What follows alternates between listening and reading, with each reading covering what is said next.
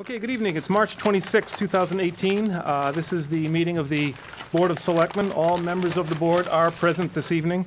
My apologies for our late arrival. It's 7:15-ish. We were in an executive session from 6 o'clock until now for purposes of discussing strategies with respect to litigation. Let's see, in accordance with Massachusetts General Law, Chapter 30A, Section 21A, subsection 3, as an open meeting may have detrimental effect on the town's position in that. If I could invite everyone in attendance this evening to stand and join us in the Pledge of Allegiance, please. I pledge allegiance to the flag of the United States of America and to the republic for which it stands, one nation, under God, indivisible, with liberty and justice for all.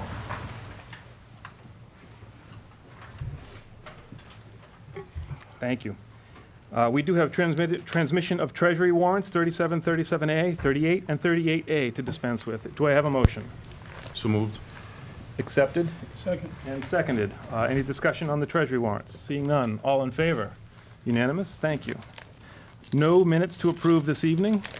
And we'll move right to our scheduled 7 o'clock appointment, which is an update to the Board of Selectmen with regards to the tax increment finance proposal agreement with Analog Devices.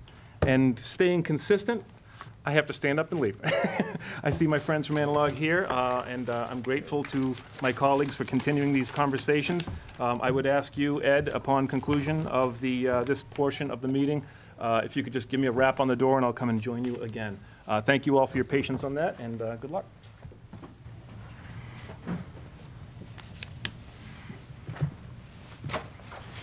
I'll just start off. I'll be chairing this segment of the appointments, and I'll just turn it over to the manager. Jeff? Yes, just a review. The board members received a memo from me that highlights the substantive elements of the agreement, which include, it would be an 8-year TIF, or tax increment financing agreement. The tax relief that would be authorized through this agreement would be $4.3 million. I think it's important to note this is tax relief not on existing taxes that are being paid, but on the new value of new construction. New construction only, and it would not include renovations. So it would be $4.3 million over 8 years, or up to 8 years, whichever comes first. In addition, $700,000 would be waived in building permit fees. As I've noted previously, we estimate the permit fees to be roughly $1.1 million for this project.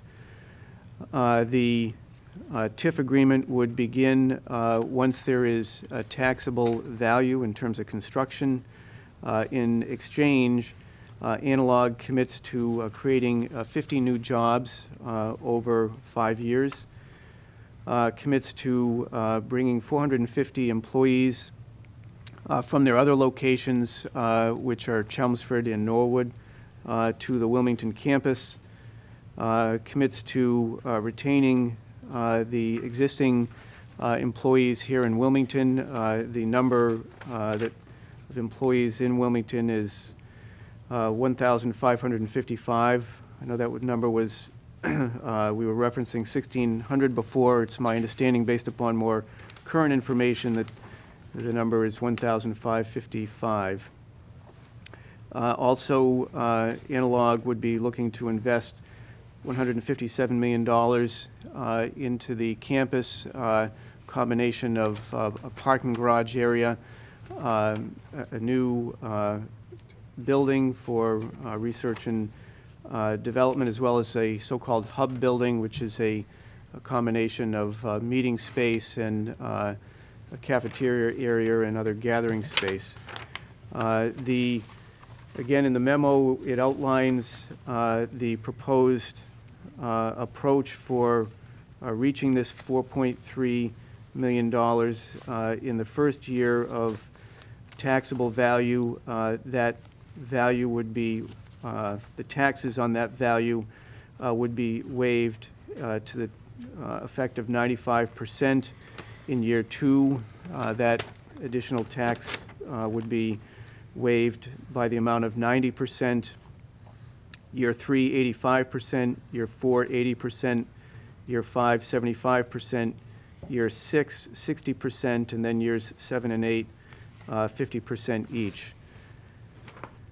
The next steps in this process really require the Board of Selectmen to take a vote this evening, preferably to recommend that this go forward to annual town meeting for approval for this 8-year program, and also to approve the acceptance of Analog's Economic Development Incentive Program local application.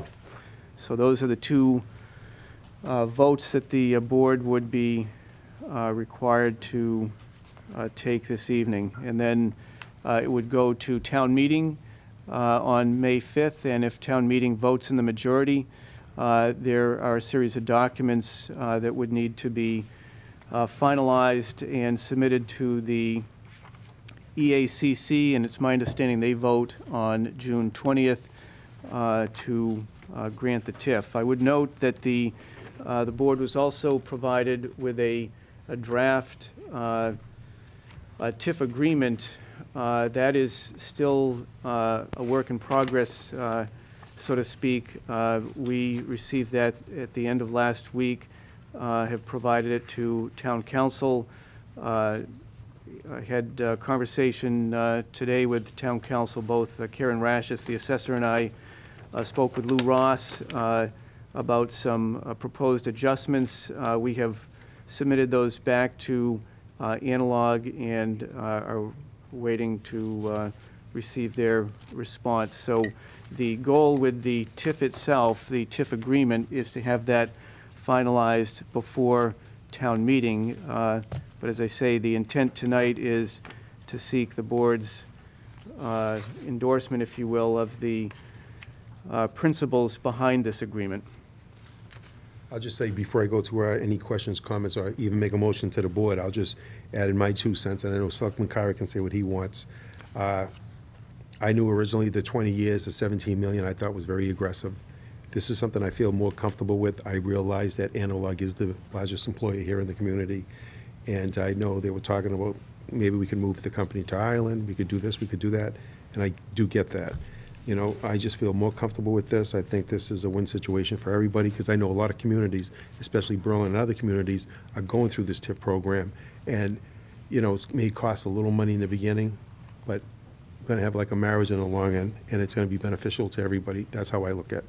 We're not getting a divorce, we're getting remarried again, and that's how I take a look at it. So I use a little bit of school of common sense to look at it. And Mr. Kyra, if you were on that committee as well, if you'd like to say anything. Yeah, no, the committee worked diligently to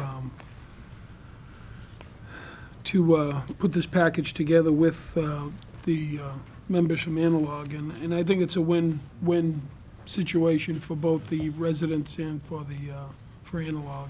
So I think it's a great deal. I think it worked out well. What you said was absolutely right. No other comments? Any of the other members want to make a comment? I just want to congratulate the committee, and I know Kevin and Mike did an excellent job with the committee, but Jeff, if you could let everyone else out in the audience, I know Karen's in the office, but anyone else that was on that committee, because ultimately this is a great deal for the town, and I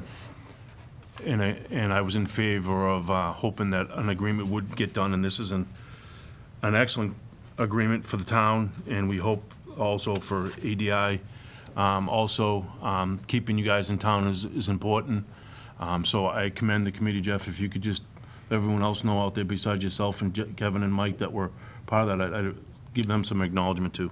Yes, Dee Casey, Assistant Town Manager, Valerie Gingrich, Planning and Conservation Director, and Karen Rashis, the Principal Assessor, were all part of the team. In addition, I would note that John Doherty, member of the Finance Committee, also participated in the conversations. Thank you. Thank you. Thank you to all of them. Yeah, thank you. Mr. Bendel, go ahead. Thank you. I appreciate my colleagues working on this as well as the other members of the team. Appreciate your efforts. I'll be honest, again, I said the past couple meetings, I was a little hesitant about this at the beginning, certainly reluctant to give a tax break to anybody that wasn't Joe resident, but after doing some research here, I think this can benefit all residents.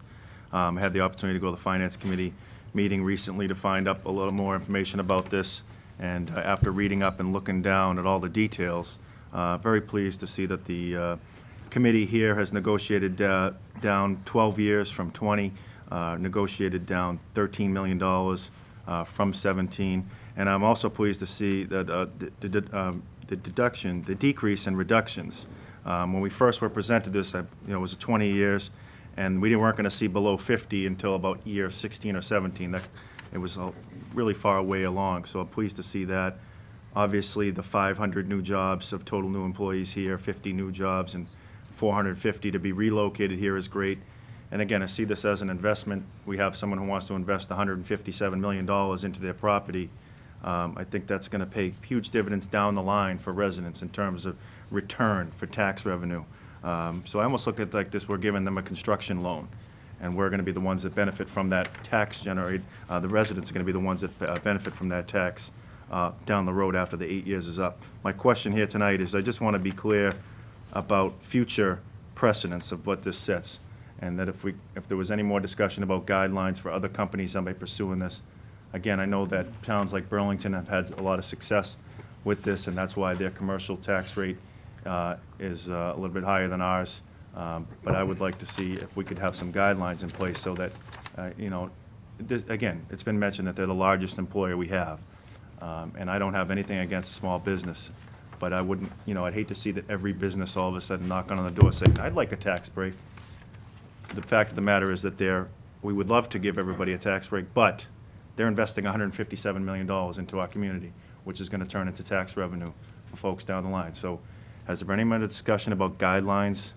We have had that discussion. Certainly, we've looked at examples of guidelines from other communities, and that is really, the focus to this point has been on dealing with this particular conversation, but clearly the next step for us will be to put a draft of guidelines together on the types of indicators that should merit a TIF, and then present that to the board for the board's review. Clearly, some of the issues that I think need to go into consideration here are the size of the investment, the impact on the community in terms of its employment. Those are all factors, but we will be looking to put a draft document together for the board to review.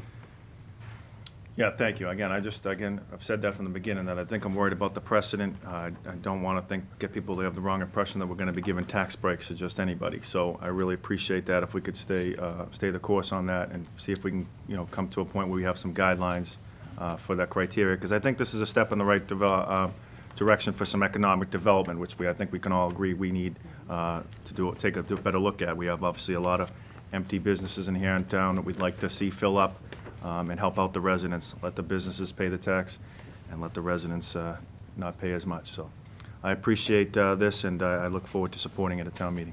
I'll just say this, I don't think you're going to see the little small mom and pop pizza shop come to the town looking for a big tax break. I don't think that's going to happen, but I think the bottom line is, once again, Analog is the largest employer for they've been with the community for over 50 years, and obviously we'd be looking at maybe down, you don't know what's going to happen at Textron. We don't know what's going to happen with a couple of other vacancies. So obviously we take a look at the big picture. And as long as it's beneficial to the taxpayers on the long run, long term, then it would be something to take a look at.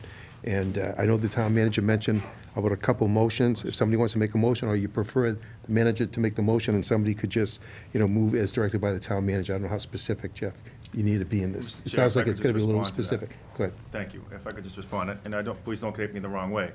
The mom and pop business with 2 employees is just as important to me here in town. They're just as valuable to this community. But here, I just want to make sure that a precedent isn't set, and that we have some guidelines for future, possible agreements. No, well taken. Thank you. Thank you.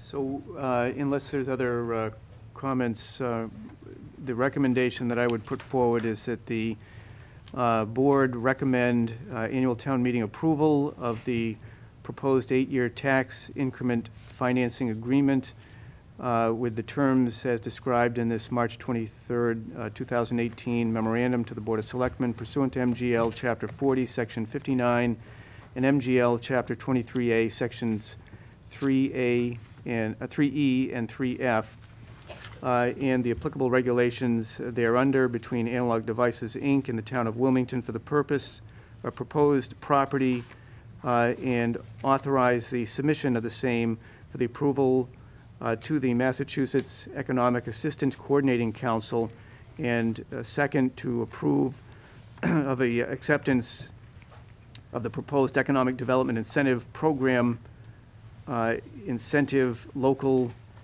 must be too many incentives in there. The Economic Development Program Incentive, local incentive only application by Analog Devices, Inc., and submission of the same for approval to the EACC. Is there a motion to that effect as directed by the town manager? So moved. Motion made by Selectman Loud. Is there a second? I'll say. Second by Selectman Kyra. All those in favor? The vote is 4 with 1 abstention, Chairman Shampoo. And Jeff, you said there's another second motion that you needed to Actually, make. it's all combined into All that one. so combined. you're I good. just thought, have you offer because it'd be very technical.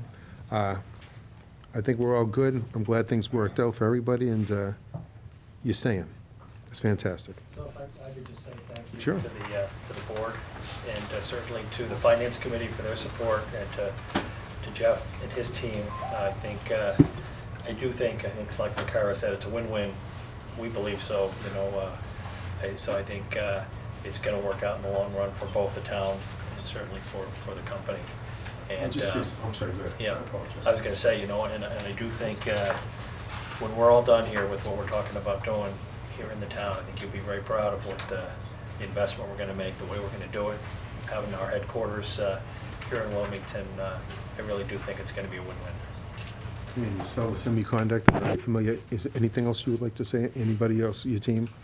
And I agree with Mr. Lau, we said earlier, you'd like to acknowledge the department heads, but I gotta say, especially Town Assessor, she made a lot of sense in a lot of things she said, so she's done a good job. So I have to give kudos to the assessor as well.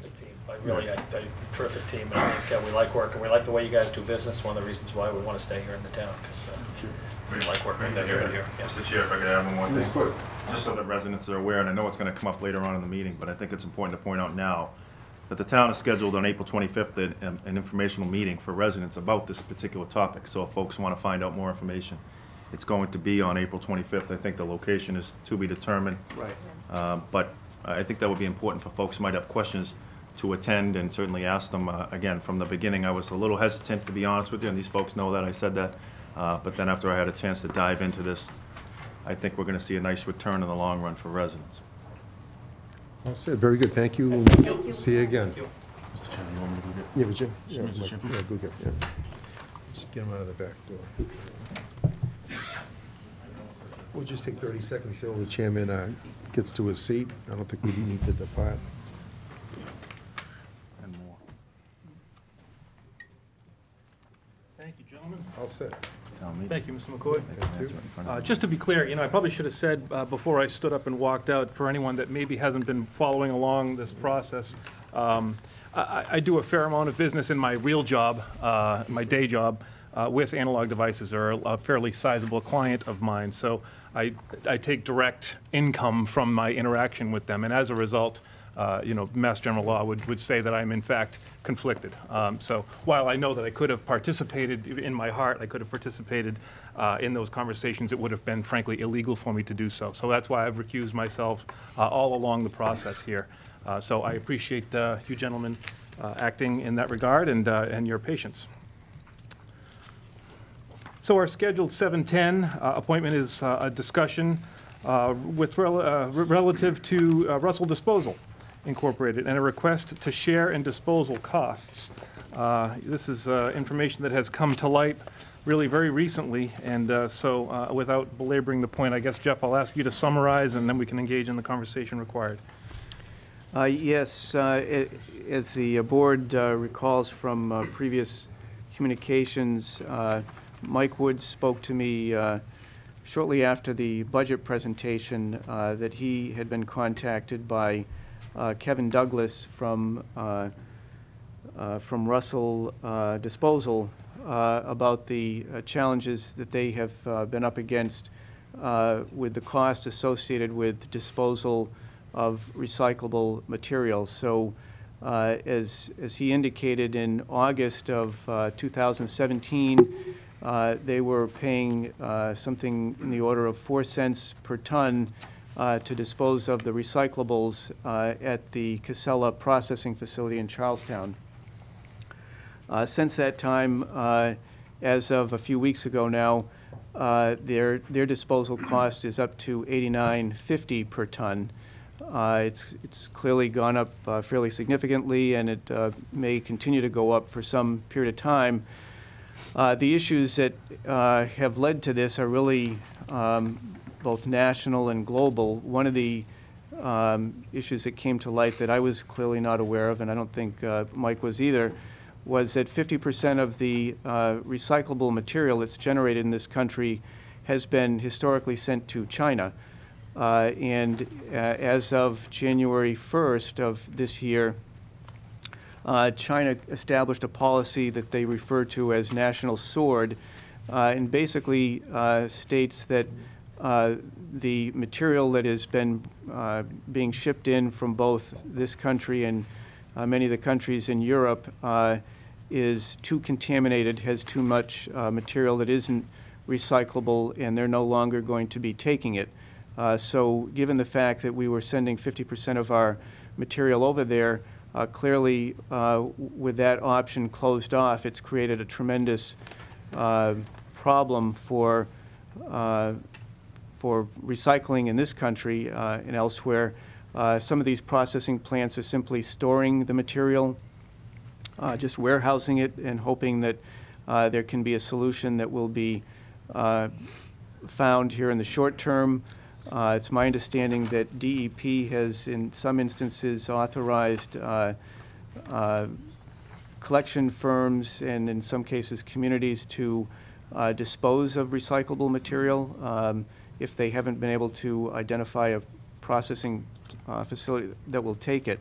So Russell has come to us stating that they cannot continue to bear that cost, that tipping fee cost, on an ongoing basis without having problems continuing to operate.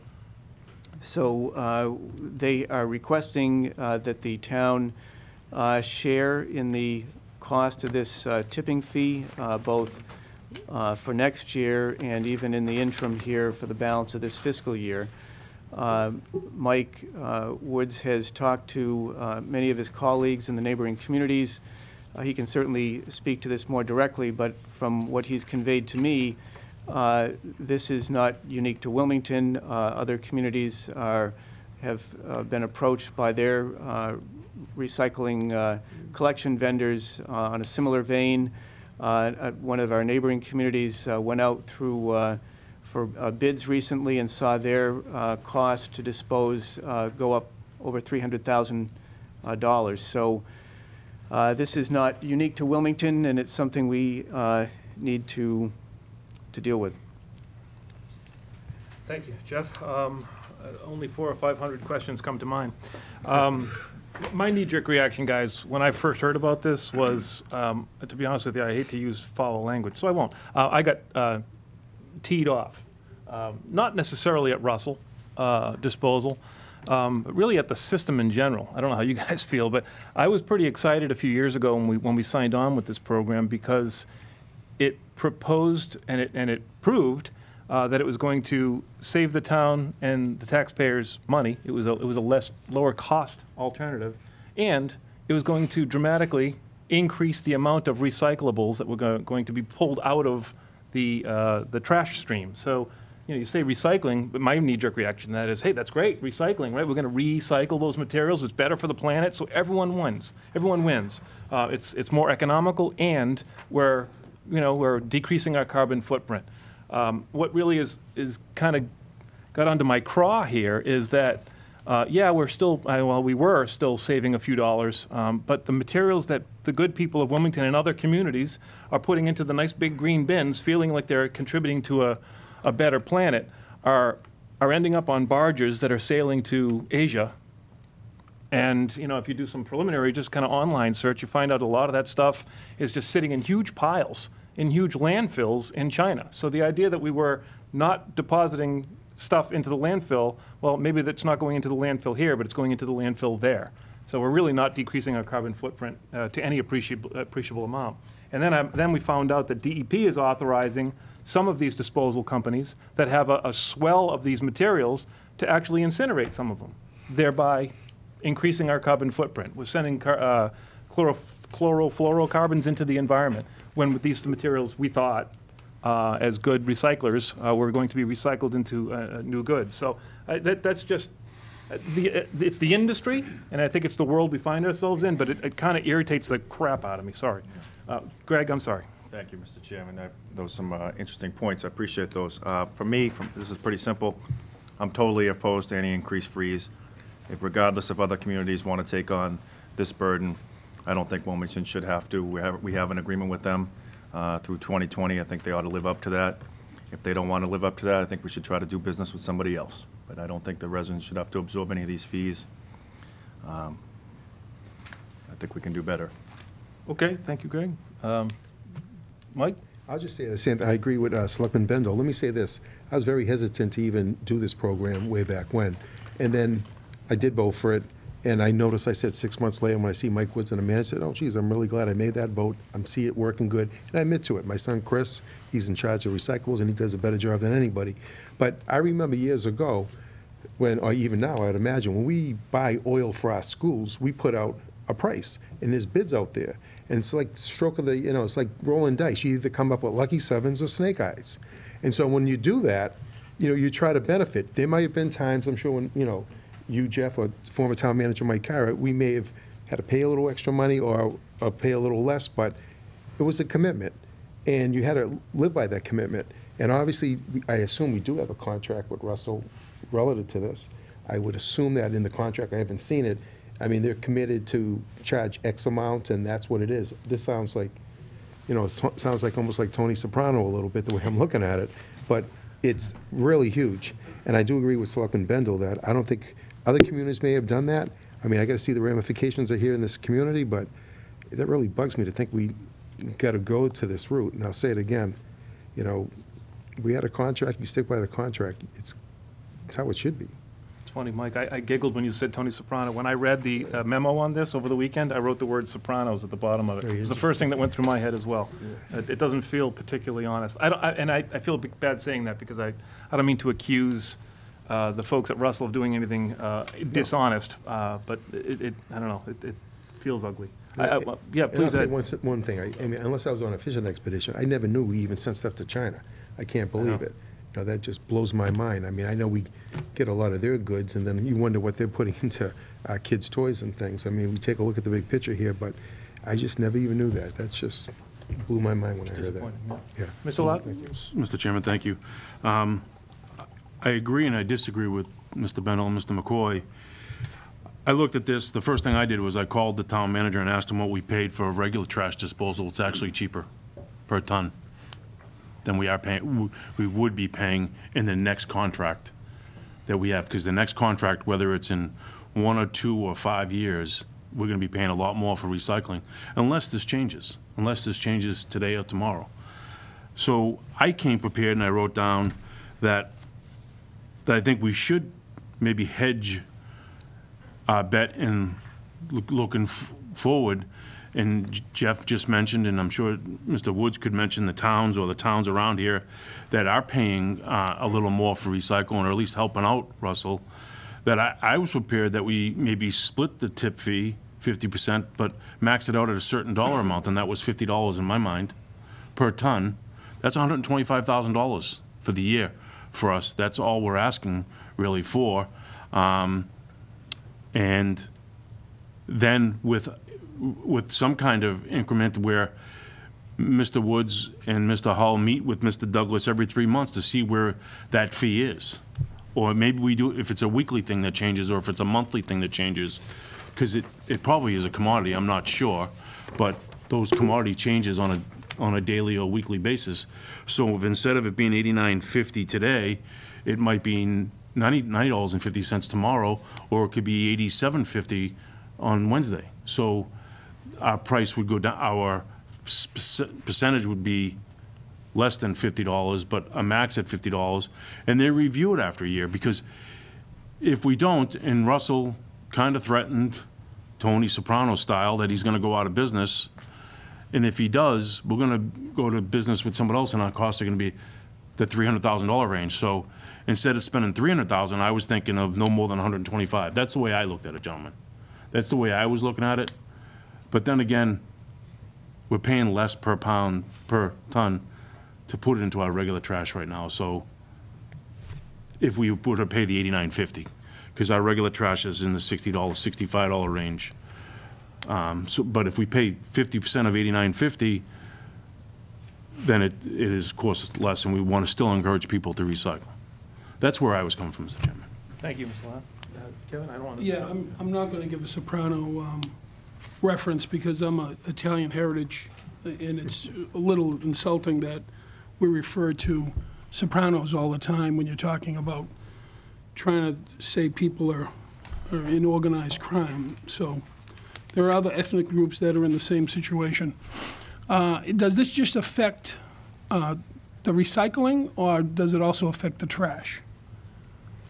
This is just with regard to the recycling. Okay, so Russell will continue to pick up the trash?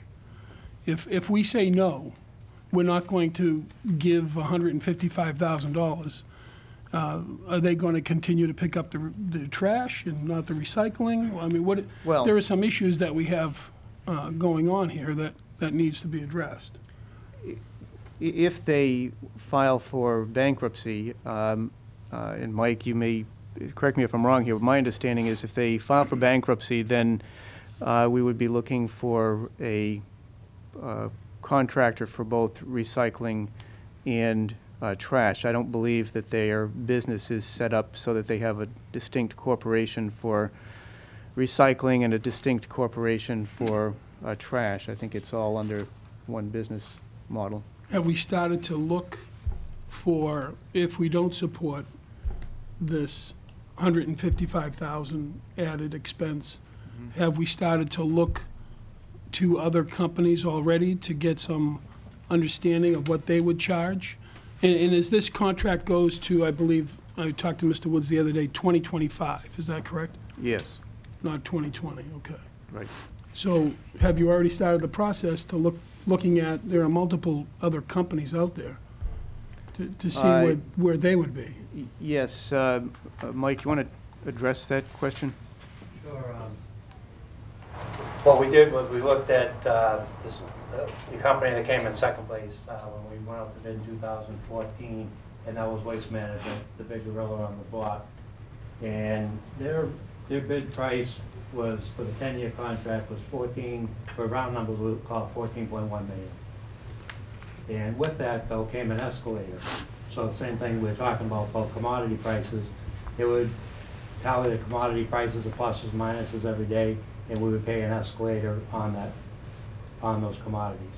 So it would have been $14.1 million plus. In this situation, some substantial money. Right now, the tipping fee is at $97.50 for this month. So to look at the same price for Russell was $12,700,000. So 12.7 versus 14.1. But what Russell made a mistake is they did not put an escalator in for recycled goods. So their number's solid. It was a great deal for us. They gambled that, you know, things were going to click along just fine. Prices seemed to run from, you know, they get a couple dollars a ton to they paid, I think, a high of over the previous 5 years of $14 a ton. And since January, things have just gone crazy, you know, with the pricing. And they're seeing increases of $20, $25 a month. So with that, Russell Disposal is a small company. They have 7 or 8 communities. All they do is pick up. We contract with Wheeler Brady to burn the trash up at North Andover at the old former Nesbitt facility, and Casella takes the recycled goods. When you bring in waste, they have their own landfills, they have their own MRFs, as they call them, these recycle facilities, And, you know, they can take a hit on the pickup because they make the money on their recycling facility. Russell doesn't have that opportunity, so they're caught between a rock and a hard place. Where, like Jeff had said, they're warehousing, burning, burying in some cases the recycled goods that they can't get rid of. And the small companies don't have that option. Only really Waste Management and Casella have been given that choice. Down on the South Shore, the big MRF down there, he's within weeks of going bankrupt. The only glass recycling MRF in the state closed its doors 2 weeks ago. They're down, so now we have another crisis looming on the recycled front. And you know, the state legislators and regulators and what have you are talking about it, looking at it, trying to come up with ideas, but we're in a tough situation at the moment. I can appreciate your hardline stance. We should not pay them another dime. The contract's a contract. Unfortunately, that means they will go out of business. I'll have to go back out to bid. I've already brought Will Brader in and talked with Jim Michella, who's a big player there. He's been in to see the board before, I know, before Mr. McCoy, and talked to him about this contract, whether he could honor it for a year or something if we got in a hardship case. He said absolutely not. The costs are going to be far, far higher. So we were already far higher with this contract in 2014. We're going to be in worse shape. So with that, Okay. be happy to answer any questions. Just to get a couple more follow-ups. So you've only followed with one contractor so far? I just talked with them because we had dealt with them one-on-one, Right. and I'm more worried about Russell coming in saying, next week's our last week, we can't do anything. Well, that's why I'm saying, that's what I'm afraid of too, because I wouldn't want trash piling up in neighborhoods. Take over instantly, but they would want a multi-year contract to do that. Right. You know, That's they why, get a smaller company to come in, they purchase trucks just for the community. These companies, it's a long process to get up and running, 3 or 4 months. So Waste would be who would have to go with. yeah, no, that's why I was wondering why we wouldn't look for other companies, Mike, instead of just the one. I mean, About going you out to know. bid, we actually called for, because now we have to pay a new prevailing wage. That increase in 2 years would be just on the way to $4 an hour increase. But you don't have to go out to bid, you don't have to go out to bid to find out if there are 5 or 6 or 10 other companies out there that you can, The only way we you could do can it, find it. you know, we just go out to bid, you gotta get the prevailing wage sheet, you gotta pay the state rate, and a lot of things to it. You know, you need, how many tons do we generate on each, how many pickups do we have, how many double barrels do we have for recycling, all those sort of things. We all have to put it on paper so everybody would be bidding apples to apples. This, I mean, it would only take us maybe 5 or 6 weeks to do that, right. but I'm telling you, you're gonna see some dramatic increases. And I'm just talking with Burlington, Belmont, other towns that have gone out recently, big number of increases.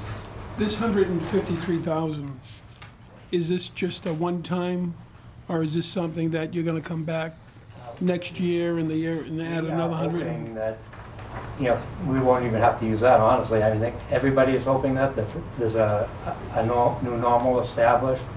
Maybe we're not gonna see it back at $10 or $15 a ton, but maybe we see it at $30 a ton, $40 a ton when the dust settles. So it'd be, at that point, for me, I think we should go back to we're trying to negotiate to go back to our original contract, and Russell would bear those costs. I think at $90, $100 a ton on a small company like this, And this they is just can't because, stand that. and this is because they can no longer ship to China? This is because now everything has to stay within the United States? This is a problem, European Union problem, United States problem. China took half the recycled goods from both entities because they bring all their goods over, and they have all these empty ships. They need materials, so they pack it up with recycled goods and use those products to make new toys and what have you. they don't want to take our trash. What happens is the recycling is saying somewhere between 20 and 30% garbage and not recycled goods. So they're telling the United States and Europe, you need to clean it down to less than 1%. And when you get it to that point, we'll take it back. Because I was starting to wonder, that all those things made from China with all the recyclables. I wonder if we're getting back our stuff. I don't know. We probably are just reformed. Yeah. But one last question, the barrels that are there, Right. that Now, are, the town what purchased happens those. with the barrels if we We go with a different purchased those company? in the contract. If either one of us do not want to re-up the contract or back out for whatever reason, we own the barrels, but we also have to pay for them. Right now, it's about $610,000. That's still owed on the We would have barrels? to cut a check for that. We amortize that out over the 10-year contract. And that's paid through to who? Russell. To Russell. So we would have to pay them that right off the top if we Right. sever or if they, what if they go bankrupt? Do we still have to pay it? Did send a letter to John Foster Town Council and ask them that question. Yes, we do have to pay. Okay. So we're still on the hook for For $600. that 610, and then we'll go from there. But we'd be able to keep those barrels, and those barrels wouldn't be written into the new contract like we did the first time. Provided someone has the arm to lift it up, or the manpower would do Pretty it. much everybody has gone to that type of system now, automated. It saves a lot of money. The prevailing wage, we use 2 people in town. The old company usually going manual with 4 people, so labor cost is half. It didn't increase recycling. We saved about $110,000 a year by increasing recycling. Back when we weren't paying for any recycling, or to date, I guess I should say, by not having to take it to Nesbitt. There was a lot of positives in the program, just right now with the situation with China and recycled commodities, it's everybody's looking at a big problem. The big companies like Waste can ride it out for a while. The small companies cannot. I'm going to come right to you next. That's something that popped into my head, Mike, and thank you for being here this evening to answer some of these questions. 2 questions that I have.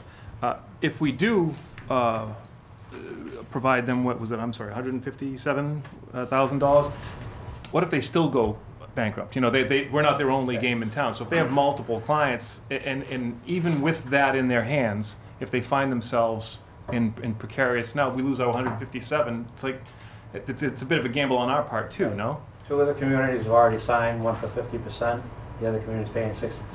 Okay. Uh, Do we feel confident We they'll be solvent? We would not pay that up front. They get a bill monthly from Casella, and it's based on, commodity prices by the day and everything, come up with an average. How many tons we bring in, the town does about 2,500 tons of recycling a year. So a couple hundred tons a month, and we would get that bill, and we'll agree to a certain percentage, be it 40%, 45%, 50%, and we pay it at that time when the bill is due. If they don't show up, the next month, or they say they can't make it, then we're not going to be out that money. We'll just be out for that, getting rid of the commodities for the previous month. Okay, thank you. And my second question is, you just said something that was important to me, and I was going to ask about it. How long have we had this agreement? Is it we 5 years now? I don't know how long it's been, 4 or 5 years? We did it 2014, contract signed July 1st, 2015. 15, okay. So what I was going to get at is, you said somewhere to the degree of around $110,000 in savings by the decrease in the tipping fee on the regular trash because of our increase in recycling. That's per year, based on this year's cost of what we're paying Nesbitt. Okay, so what I was going to get at was, since we initiated this new program, the program we enjoy today, we have effectively saved the town $300-something thousand compared to what our program was prior. Yeah, it's, kind of comparing apples and pears, but we've saved money, have a better program, a lot less trash on the streets, a lot less problems with vectors. We are recycling. It is, I think, good for the planet, as you stated earlier. It's unfortunate that we're in this situation, but I'm sure it'll be straightened out sometime in the future. And the reason I drew attention to that is because if we were to authorize this agreement, I feel like at least it's coming out of the savings, for lack of a better word. We have been we have been making a savings, appreciating a savings since we initiated this deal, or initiated this new system of trash and recycling pickup.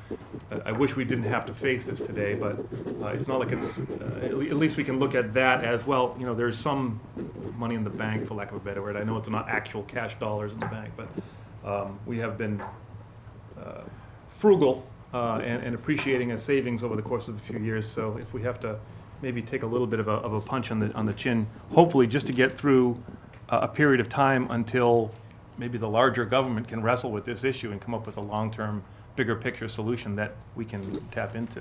Mr. Ben. Thank you, Mr. Chair. I think Mr. Woods might have answered my question, but through you, Mr. Chair, I was going to ask Mr. Woods, you know, you mentioned that Russell works with 7 or 8 other communities, and I think you just said 2 have already signed on to agree with this. You know, I'd be interested to see how many other sign on. I mean, if 6 or 7 sign on, is it they're going to go bankrupt without Wilmington? I mean, it's not a question for you, Mike. It's probably a question for Russell, but that's the question I'm grappling with myself. And again, I would like to see that the town continue to look into. I know you looked into waste management, but I'd like to look into other avenues if we can. I just can't see us taking on this burden. I understand the hard place, the rock and the hard place that we find ourselves, but I think we pay enough, and we haven't. The bottom line is we have an agreement till 2025. So, Mr. Lott. To Jeff, where'd the 153,200 come from, Jeff? What's that figure? Because if we're producing 2,500 tons, Right. and they're asking us to split it, and the highest fee I saw on this memo was $100, could go up to $100, so that's $50. That's still 125,000 and not 153. So I was wondering where that number came from. Well, it's based upon an approximation of what the number could get to. I mean, it's hard to say at this time. The rate, and Mike just noted it's up to 97 or 98, so that's higher than when we spoke last. That would assume the town paying something in the order of $61 a ton. If we were to pay 50%, so that would be the price. The price would be at that point $122 a ton. So it's an approximation, and that's the basis for it. Thank you. I might add also there's 2,500 tons is, that's just give or take. Best guess. Yeah, right. Yeah, it could be 24, it could be 26. Right, There's a lot right. of housing going in. Right. Giving out barrels all the time. We did about 2430 last year, so somewhere between 25 and 2,600 tons. Mr. Woods, thank you for being here. And what is your recommendation that we try to come up with some kind of agreement to pay for some of this, or what is your suggestion to the board? I agree with everything that's been said here. I think from now through the next coming fiscal year, we should stick with Russell. In the meantime, we can see what's taking place maybe by fall. If things are not looking any better, then we can go up to bid, go for proposals, see what we can get for a better price. But to bow out of this contract right now, I can promise you we're looking at hundreds of thousands of dollars more for whatever contract that we hire. Plus, we're looking at a $610,000 payment on the barrels. So for the short term, I don't see any economic sense of going through with another company. But do you want us to, should we pay 50% of the tip fee for the recycling? I mean, you heard what I said earlier. I think that's maximum. I think to me it's a no-brainer, because if Russell closes the doors, you said it, we've read it, I've read it online, I've seen it from other communities. We're going to pay a lot more than we're currently paying, not only for our recycling, but for our regular trash. Right. So why not max it out at $50 per ton, and maybe not this fiscal year, but maybe starting on July 1st, and max it out at $50 a ton, and not 61 like Jeff just mentioned, and it could be a lot less than that. And if the government does come up with an idea, it's going to be a lot less, and maybe it goes away. Right. But The reason why I'm saying this is it's $125,000 compared to $300,000 to $400,000 to $500,000 more that we would pay if we went out to bid. That's all I'm saying. And I think that's the way we should look at it and talk about it, and maybe not make a decision tonight, but make a decision by July 1st. Go ahead, please.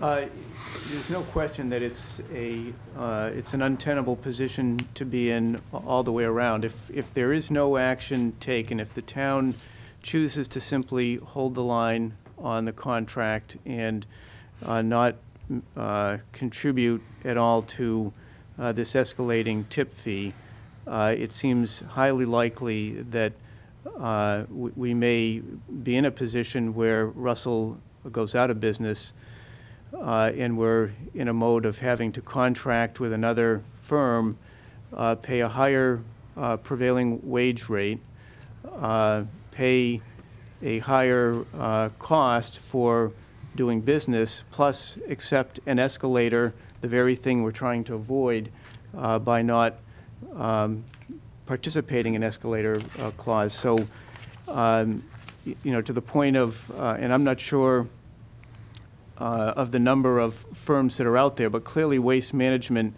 is one of, if not the largest outfit. It wouldn't seem to me advisable to contract with another firm like a Russell, because they're too small to absorb the shock of this problem. So I think when you really look at the options, you're talking about a Waste Management and firms that are comparable in size to them, and I'm not sure how many outfits there are that are comparable in size to Waste Management. I would be willing to say that Waste Management would be the only one that, if Russell said they're not going to stop delivery, we don't want to have trash and recycling piling up in the streets. Waste Management's the only one that can come in and quickly take it over, but the only way they will do that is with a multi-year contract, instantly. But the whole question goes through the chair, to what you just said, Mr. Manager and Mike. We don't know. I mean, unless you have gone out and done some research with the other disposal companies. We're here to make a decision, but we don't know what anybody else is offering other than Waste Management. Whether it's a small company, a medium, or a large, how can we make an informed decision unless you came prepared with 10 different proposals to tell us if we decided not to increase by $153,000, these are our options? How do you make a decision if you don't come with some preparation? And two other questions I have is, how many other communities does Russell handle, and what are the amounts that those communities are paying? If we're paying $153, do you know? I believe they have, and I'm just going to throw rough numbers from conversation, nothing I've seen in writing. There's seven towns, including us. Somerville actually has a direct contract with Casella, so they just pick up, and then Somerville gets the bill. So I actually talked with the director down there. Somerville's paying the same exact price that Russell's paying. Belmont and Walpole, both of them, those are the two that are settled. One 50%, one 60%. Belmont's contract, though, is up July 1. Russell did not rebid on it. They went with went out with a full-blown proposal. They're up about $250,000 for next year's trash pickup and recycling. Another town, Wilmington, I know they just went out, and I forget who got them. It could be Waste. They're up $300,000. That was a little better. So far, 2 of those towns out of 7 are no longer going to use Russell. Belmont was with Russell. Wilmington was not. But they just happened to be going out to bid for a new contract. So I know what their prices are. So are we absorbing that into that 153 because they're no longer using Russell? I mean, well, if they're no longer, if Belmont, you said, is no longer going to be using Belmont's Russell. staying with Russell till July 1st. Yeah. They're paying 50% of Casella's. And then after July 1st, they're all done. They're all done, they go to waste management. Okay. So how is Russell taking that into effect when they saying that we're gonna go bankrupt? I mean, are they losing customers, is what I'm Well, saying? they're Out of the losing that seven, time. I mean, But they Because did not, of this. They did not bid on it either. They didn't want it. I think I think what's best when we're looking at that $610,000 payoff on the barrels, at least $200,000, probably closer to $300,000 increase by going with any other company, just based on the knowledge I have talking about the public works directors. We don't want to be negotiating a contract, another 10-year contract potentially with a company that knows we're in trouble. We're going to be taken advantage of. I think we just need to pay this amount of money. I think we're still in better shape than we're going to be going out to bid, but like I say, in the fall, we could go for RFPs and see what we get, take a look at this again, this winter. Yeah, thank you, Mr. Chairman. I mean, I'm from old school, and I believe, once you have a contract, you should honor it. But I'm getting the picture and the gist of what you're saying. I'm not looking to disrupt anybody, unless it costs us a couple of bucks to weather the storm until the next cycle, then we could take a look at it. So I want to be fair on that, and I want to just say something to my colleague, Mr. Kyra. Hey, I want to apologize, and I want to let you know that wasn't my intent to be insulting, Kevin. I think you know that when I mentioned that. And if you look at me, I look more Italian than you do, even though I'm half Irish, so, and I refer on Sunday on sauce is gravy, so I want to let you know I'm proud of my Italian heritage, but I just had to say that to him here, but I get the picture, and I, don't want to be disruptive of this, and maybe it would be probably a little bit more smarter probably to go with it for the time being, and then maybe we'd benefit in the long run. No different than what we did with analog, to a certain degree. That's all. I wouldn't want to disrupt that. I think I share service. your perception or your perspective on that, Mr. McCoy. I mean, Yep. it stinks. The Yeah. whole thing stinks, not so Yeah. to speak. Yeah. Pardon the pun. There's nothing good about this. And Greg, I appreciate your principle on this. I do. I mean, my gut says, no, we have a contract. And Jeff will corroborate this when we first spoke about this when we were putting together the agenda. We just sometimes I'll just share sort of my perspectives on things. And I said, geez, no, tell them tough toenails. We got a contract and they're just going to have to figure out a way to make it work. The dilemma there is if we hold too tight to the principle, my concern is we're biting off our nose to spite our face. I think that we will end up suffering by virtue of holding on to our principle, and then all we'll have is our principles and a big bill and trash in the streets. So I guess I'm inclined to accept the recommendation of the town manager and especially Mike, based on your expertise, your professional position on this, and your knowledge of the industry. I appreciate Mr. Kyra's position that it would be awesome to have data, whether it's actual bids or the going rates that some of the other contractors are offering to sort of base it on. And maybe that's the kind of data that can start to be amassed starting in April and May to start to figure out what's the next right course of action if this problem doesn't get resolved. But anyway, that's where I am on this. And by the way, it's a television show, and I certainly did not mean any offense. And, if you took it the wrong way, it was not my intent. Appreciate it. So, yeah, I guess, what are you looking for here? The issues that I'm looking at here is, one, we have 3 months in this fiscal year that we need to address, and then the 153.2, which is the amount that was discussed at the public hearing, is a best estimate of what we would be looking for in fiscal 19. I also think there needs to be consideration given to making an adjustment in the amount for the remaining 3 months, my recommendation there would be to establish a flat dollar amount per ton that we would be prepared to provide as a cost sharing, if you will, of the tip rate. A flat dollar figure rather than, I think at some point there I saw 45% of the tip fee for the remainder of fiscal 2018. Right now, they're at $89.50. That's what Russell's paying, correct? It was. I guess the number may be even higher than that now.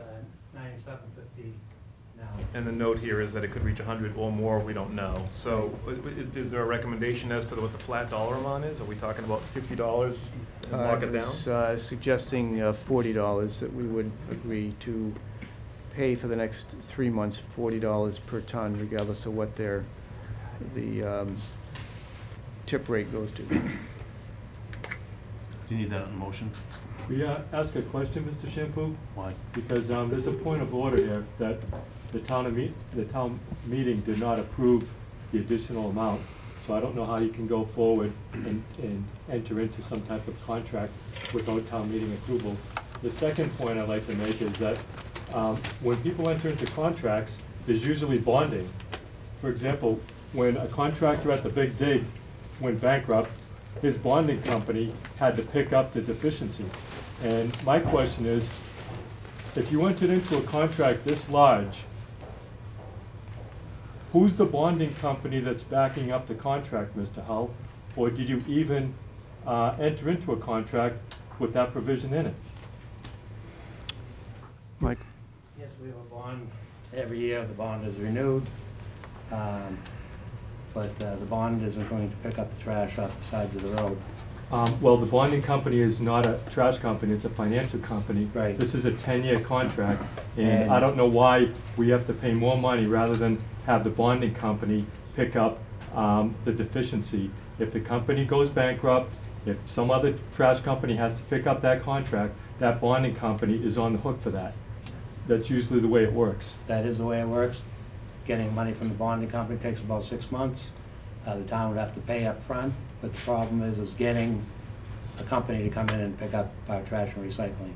They just don't have 2 spare trucks and a crew and the knowledge of Wilmington to come in and just start tomorrow. Maybe what the town does is they have a bankruptcy court take ownership of their trucks and they start picking up the trash themselves rather than all those things are cost us more possible. It money. just takes time, and when trash is piling up on the streets, time isn't your. I highly doubt that they're gonna file for bankruptcy. I think this is just a scare tactic. Thank you, Mr. McDonald. We appreciate your and with all due respect to the rest of the folks that are in the room and listening, typically we take public comments during the public comments portion of the meeting.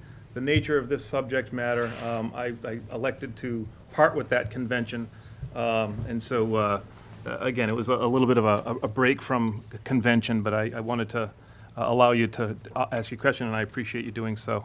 And Mike, thank you for the response. So I'm sorry, we were back to. I was asking, Mr. Chairman, does the manager need a motion and for us to go forward with your recommendation of $40 per ton? Or do you just need a?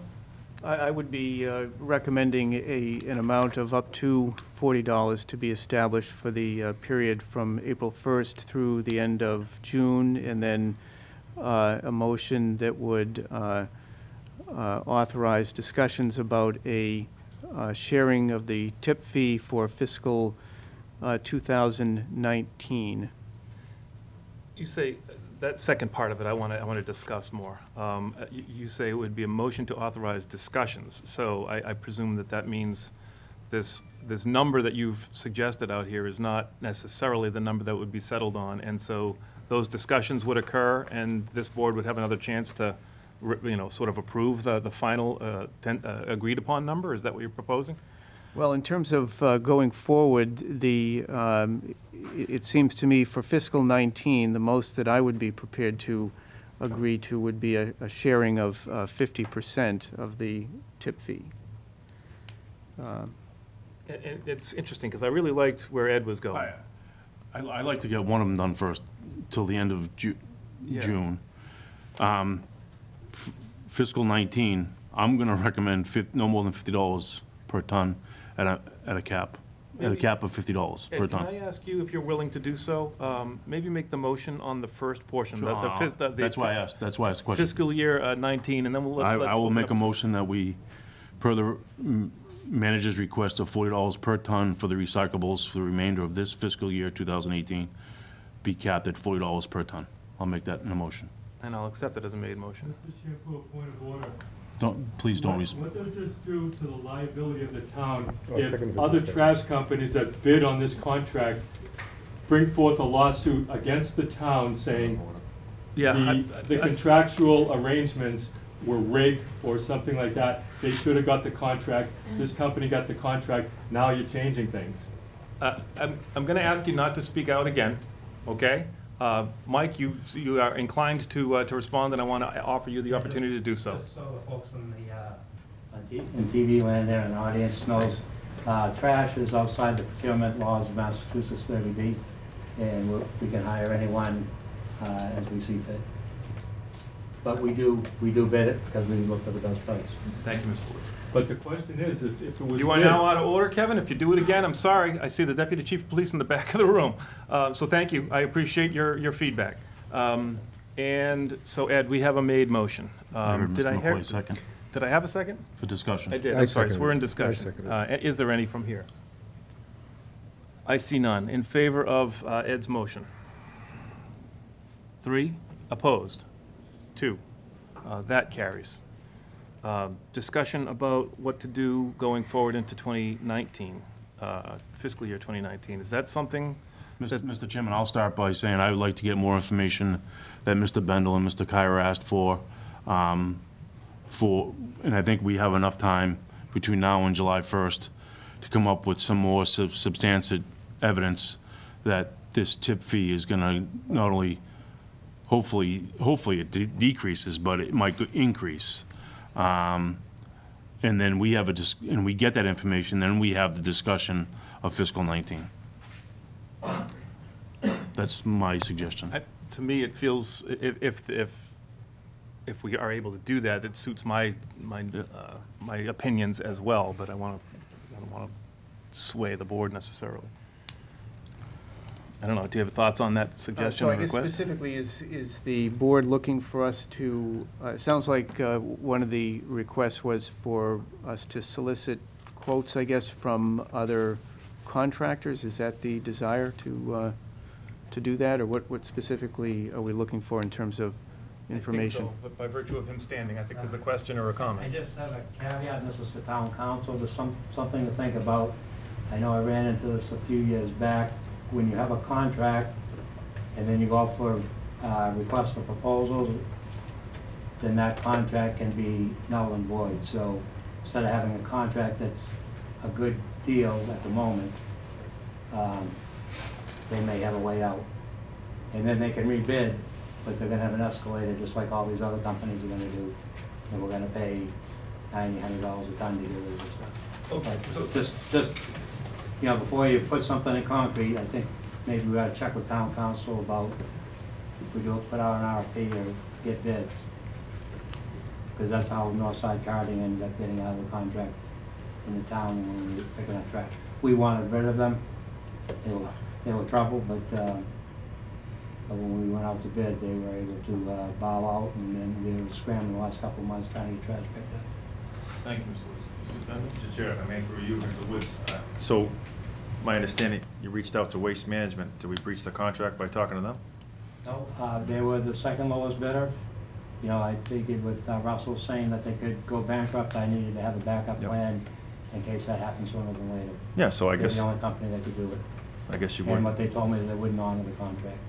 It would but be safe they to would assume that come we could in. have conversations with other folks then too, or at least do the research to find out. I could one-on-one, but it's Without breaching the difficult contract. to compare apples to apples when you're doing that sort of thing. Yeah, no, I don't think this is a discussion that's gonna end tonight. I certainly hope it wouldn't. I'm just not inclined to vote for this evening. More information comes, and we do look around, and, you know, I'm happy to do it myself if I have to, but I know I'm fully confident that the town can at least research, and I appreciate that you have done some. But if we could expand upon that, see what some options are, by then we'll see what other communities have done, just have a better scope of where Russell is, You know, if Russell goes 0 for 7, then maybe I'm inclined that they really are going to go bankrupt. But we've got 2 that have already signed on. We'll see what the others do, you know, in a few weeks, in some time with more information. But right now, I'm not inclined to increase the rate for our trash. You know, I wasn't here 3 years ago when they signed on this agreement. And I haven't seen the actual agreement. I like Russell trash. We just bought an additional recycle bin at my home, which has been working out great. I know a lot of people have too, but you know, shame on them for not having the foresight that they should have had an increase in their agreement. Should have had the escalator.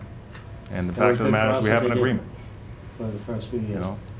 What I would suggest is that I reach out to town council, find out what the legal ruling is on that, whether that does cause issues if I go out with an RFP. If it does not, I'll go out with an RFP. I could have something maybe by town meeting.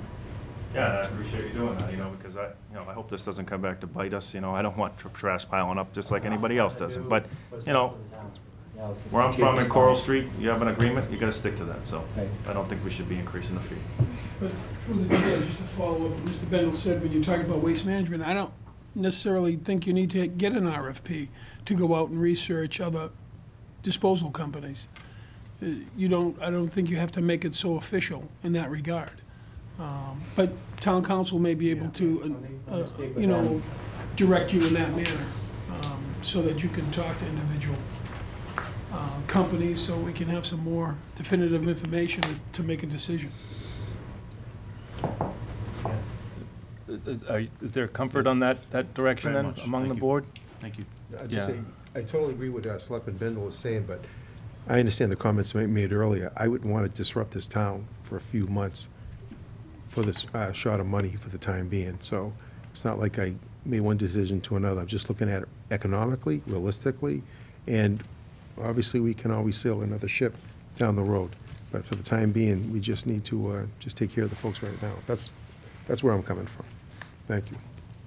Yeah, I agree. I think it's prudent to just confirm with council that even just making informal inquiries will not create any kind of legal snafus or contractual, I guess, offenses. So once we clear that up, more data so that the gentleman here can make intelligent decisions based on information rather than on sort of under duress. So I appreciate your being here tonight, Mike, and Jeff, I think you'll work with Mike on that over the course of the next weeks or so. Okay. All set with that point? Thank you all. I think I just wrote on myself.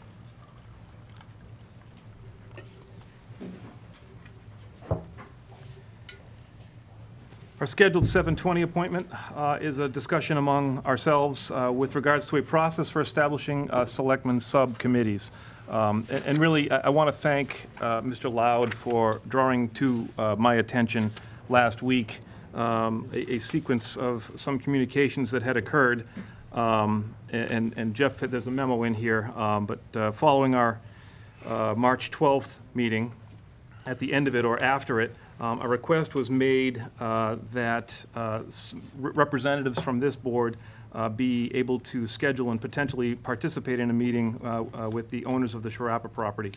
And the request came to my attention asking, or I guess asking my authorization or approval as the chair to allow for 2 of the members of this board to participate in that discussion. I acknowledged and I agreed that, yeah, let's have that discussion, and as we had said the previous night or in the previous meeting. And it didn't occur to me that by virtue of the way that question was happening, which was kind of happening through email, that we were violating open meeting law. And unwittingly and certainly unintentionally, certainly with no malicious intent whatsoever, but those are the kind of things that, in my opinion, and certainly as my role as chair, that I should not have been able to make that decision. I should not have made that decision in that email. So I'm glad that frankly, that it has turned out to be a moot point up until this point. But it's my strong feeling that if subcommittees or portions of this board are going to be meeting with the town manager and any party that the designees, the individuals that are designated to participate in those meetings need to be determined and decided on here in this open session.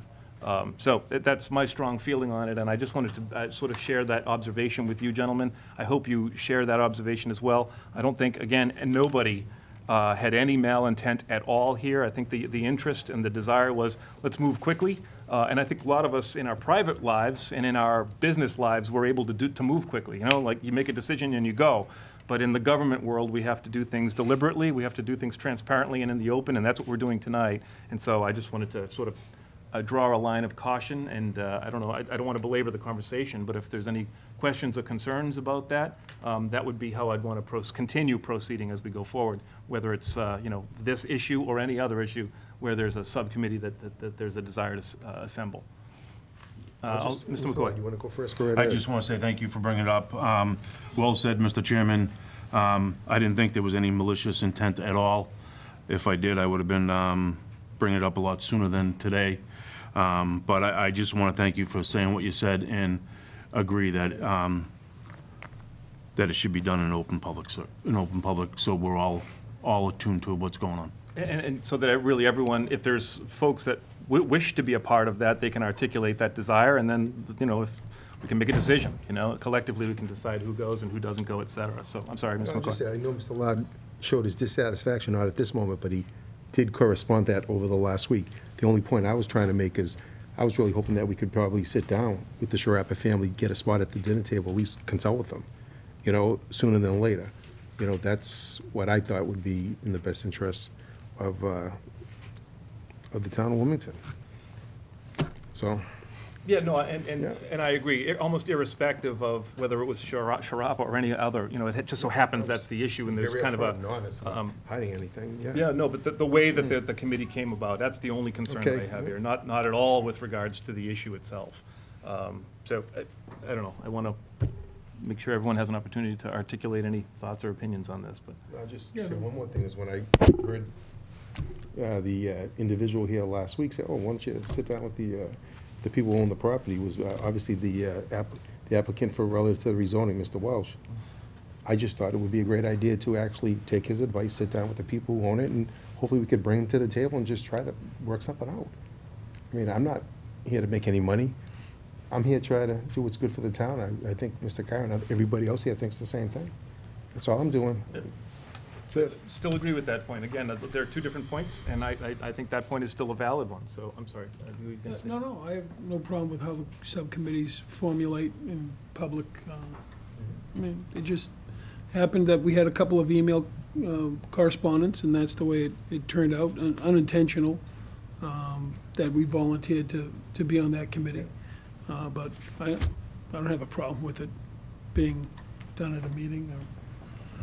Only because what was, you know how open meeting law works. You know, as soon as there's 3 selectmen in an email thread, we're violating open meeting law, whether we're doing it on purpose or not. It's happening. So, you know, when open meeting law was written, it was before email, and it was these open meeting law violations happened by phones, and now it's happening by email. So we just have to be real cautious and deliberate about how we march forward. And, you know, now that being said, you know, I guess we ought to transition to the next conversation, which is, if a meeting were to be established with regards to, with representatives from Sharapa, which, I don't know if you want to talk to that, is that coming up later on the agenda? Forgive me.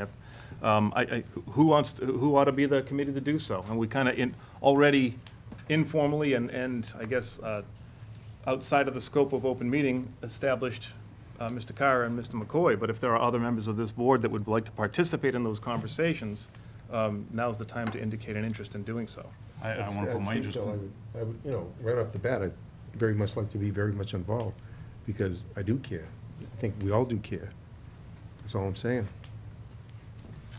Mr. Chairman, I would also like to be involved, and that was my email. When I got the email last Tuesday, I wrote to the town manager, but I didn't reply all. I said, I want to be involved, because I'm not opposed to buying the property. So I would like to be part of that. So he responded an email later that evening that if the 3 years are involved, then it's open meeting. I'm not sure if the Sharapa family wants to be part of that. So you need to talk to the chairman. hence I talked to you the next day, and that's why we're discussing it today. So yes, for that, if it's involved with Sharep Farm and the town looking at discussing it with them, possibly purchasing it, I'm all for part of being part of that committee. So Okay. yes, I would like to put my hat. I don't have a Thanks. problem with that. I don't have to be a part of that committee. That's fine with me. I mean, I'm in favor of, if the town has the ability to purchase that land reasonably, I would be in favor of it as well. But I don't have to be on that committee. It's fine. I'd just like to make a quick comment, if I could, Mr. Chairman, Mr. Vellon, unless you wanted to say something. But I just want to make a quick comment. It was a couple meetings ago that I said I would be very interested being on the search committee when it came to the town council. And I remember some people had concern about me being somewhat biased. And I know you stated that, Mr. Lau, but I got to tell you something. And go look at the tape. You were sitting right here, and Mr. Welch was right there, and you were going like this. Mike, hold on, because I saw you. And then you jumped all over about me about, I talked to the developer for an hour. I found out so much information. Number three, those units, Mr. McCoy, you can't put 760. Well, I think you learned a few days ago that you can put at least 680, and I think you learned that. But, you know, for you to say that I'd be biased to be on a search committee for town council, I would say you're somewhat biased when the developer's right there, and you're saying, Mike, like, don't worry, I'm going to give it to McCoy right now. How could you, you know, so you say one thing and you're doing another. That's all. So, Mr. Chairman, if I can respond, it's not about me and Mr. McCoy, but since he's making it about me and Mr. McCoy, I'm going to respond to what he just said. I did not talk to the developer for an hour, and I was telling Mr. Welch last meeting to wait a minute because he was trying to speak out of order. That's what I was trying to do. And I wasn't gonna, and I jumped all over you because you went from 760 to 730 to 700. Now it's 680, and that's based, it's 680 just based on the density and the math. Everyone can figure that out. But there are other perimeters, but you don't want to talk about those. You just want to talk about the math. No, I don't want to talk about it right now. Because you're wrong. Oh, okay. A, it's not the agenda item, so. I understand, but the So bottom line you're is, jumping all over me, Mike, so I'm going to jump all over you. All you have to do, I know you like to, but what I would But say Mike, is. just no. watch the video, because Yeah, I no, did. no. Because I knew you were I going to do bring it watch up, the Mike. video. No. I knew you were going to bring it up, Mike. I'm just stating the Let's fact. I like tell to the talk truth. over. I am telling the truth. The bottom line Okay. is, I said, if you take the moment to read the zoning bylaws that was offered by the planning board back in 2016, town meeting supported it. It states very clearly that it's 30% of the whole total mass of the property that would be just purely for building, period. Okay? And then it's 4,000 square feet of the total mass for a building. You do the simple math, and even Valerie Gimmich had to confirm that night it was 680. I just took the numbers what Mr. Welch talked about, 76 acres, because you can do 10.8 units per acre that the people voted at the town meeting. So I took a conservative approach and said 10. I did say 760, only use their numbers. I said that. It's almost like I'm repeating myself, but it needs to, because that's exactly what I said. And the only thing I got wrong, I said, I apologize to Mr. Welch's daughter. I got that. That was the only thing I got wrong was that. Everything else was correct. You know, but if you, Mike, you say, look at the tape. No, please. No, Come on. Mike, you're accusing me of telling. You're the developer's You're telling me. best friend. Who are you kidding? Come on. Okay, Mike. Yeah, come on. But you're telling me that I'm the developer's best friend, which I'm not. Okay, and I was telling him to be quiet because. Developers. No, I was talking about the developer, which you mentioned earlier, and he was trying to talk out of order. But you spin it the way you want. When it comes to the bylaws, you are 100% correct. You are. There's 680 condos that could be built there per the density. But like Valerie said last week at the Planning and Finance Committee, there are other stipulations and parameters that are involved. But by the math, you are 100% right. Let's close down that Please, subject thank matter, you. please, because we're really, we spiraled way out of control. We were talking about establishment of subcommittees, and frankly, I'm gonna cap this this conversation. I want to, you guys all know I'm tapping out in a couple of weeks, but just an observation that I've made as of late. I think the subcommittees can be useful, and have been in the past when we've negotiated terms both with the town manager and doing some fact finding. But I don't want to, I think it's probably not prudent to establish it as the new normal. And the reason I say that is because when a subcommittee of this body is engaged in a meeting with whoever it might be, If the end result of the findings of that meeting would be something that this whole body would have to take a vote on, Town Council has advised us that even that subcommittee meeting is now an open meeting and subject to all of the restrictions and requirements of open meeting law.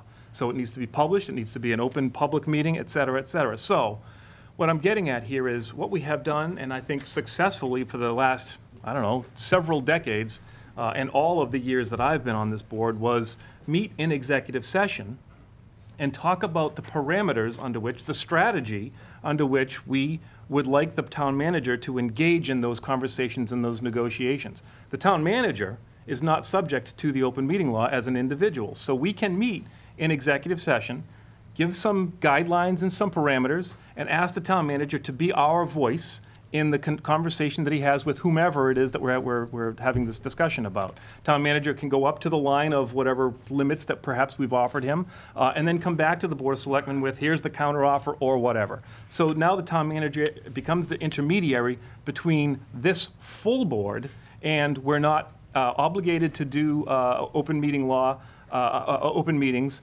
And, you know, if you're, I don't know, let's say a representative from the Sharappas, we'll just use that because it just came up. Are you going to be inclined to come to a subcommittee meeting of the Board of Selectmen with the town manager in an open meeting where potentially there's a room full of folks? Now, you know, that's going to chill, I think, the potential for open and frank and productive conversation. I seriously believe that the more productive manner for the town to march forward is to have an executive session about real property, hypothetically, and that's within the confines and within the law.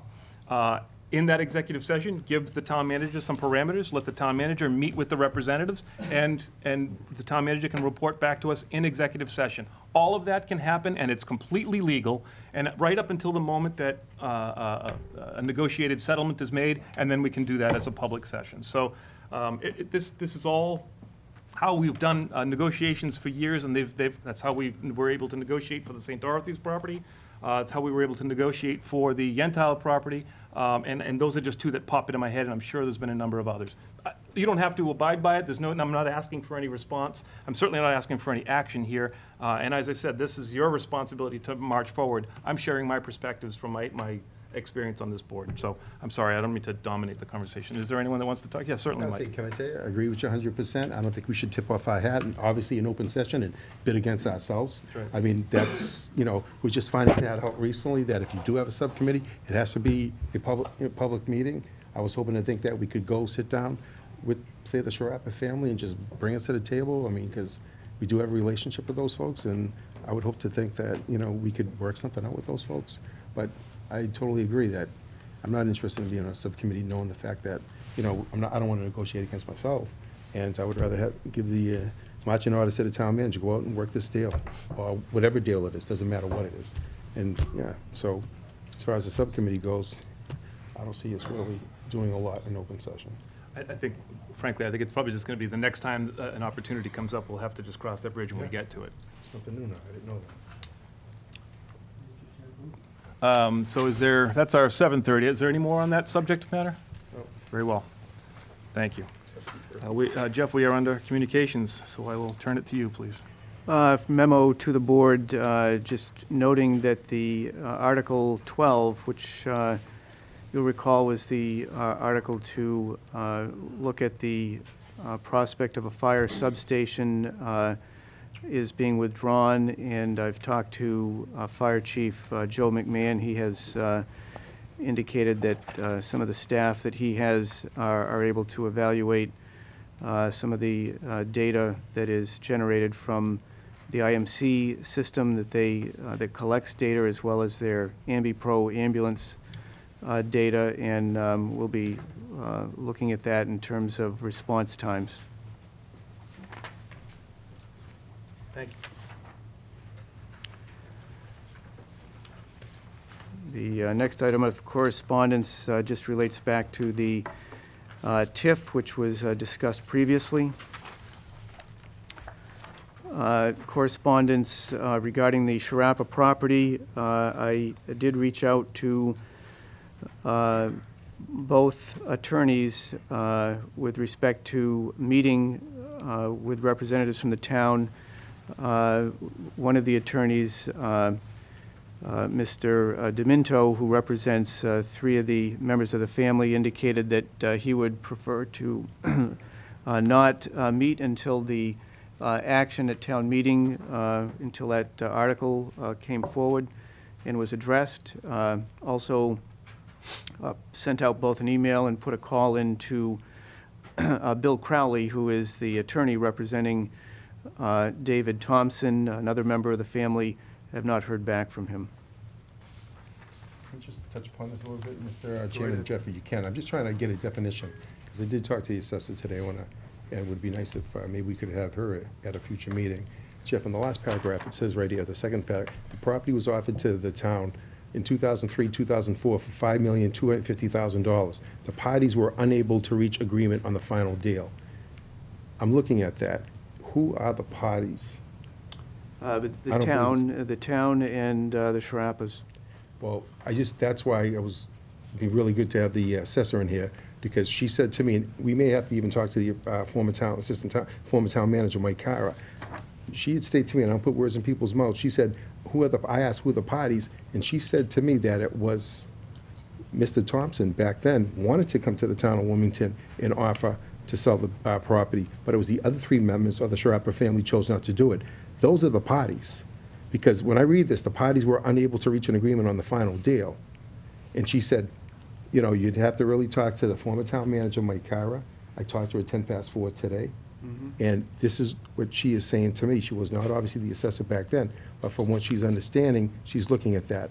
And once again, I'd be happy to, if she was here, to say it in front of her, and she was helpful with that. And then, as we go on a little bit more, it says, obviously, a similar situation occurred on February 12, 2008, when the town was notified of an offer of $7.5 million. All right? And relative to that, the Sharappa family, just days later, decided to withdraw the offer. You know, I just find it interesting that they came to the town here, and we hear about this, you know, some way of hearing it, and then recently, now, obviously, there's a deal on the table to do it with the developer. And if they were to come to the town, and I don't know what happened. I mean, I do have something I want to present under new business, and I'm sure they did everything right. They paid the tax the last 3 years. I'm sure it's recorded, registered of deeds, and somebody dropped the ball somewhere. Maybe something fell through the cracks on part of the town side. I don't know. We were never informed of this, and it would have been really nice to actually been at the dinner table with the Sharappa families. And they've been around here for generations. I get that. And that's why I bring this up to you, because like I said on the first one, from what Mr. Thompson, he was the one that wanted to sell it. The other 3 members of the family didn't want to sell it. Those are the parties. But you just said a moment ago, the town and them. That's where I'm getting a little confused here.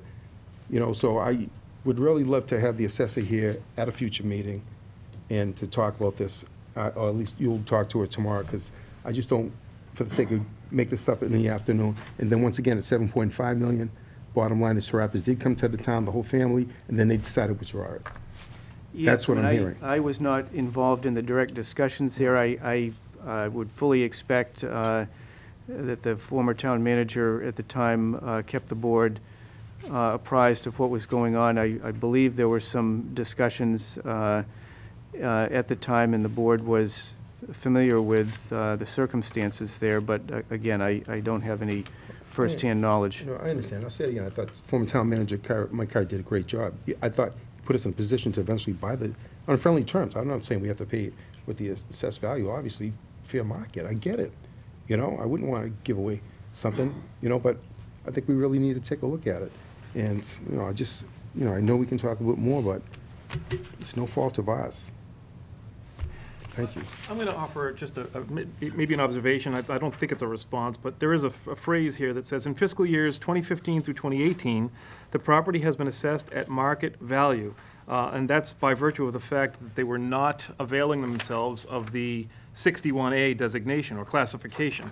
And so being assessed at full market value, and this is a portion of the entire property, right? Forgive me, there's some delineation of the overall that was eligible to be 61A qualified, am I right? So, I'm sorry. The Sharappas, at a point in time, and I don't recall exactly what year, but for a number of years had filed for 61A status on 5 acres of property. So that 5 acres was subject to the reduction in taxes. It wasn't the full 62.54.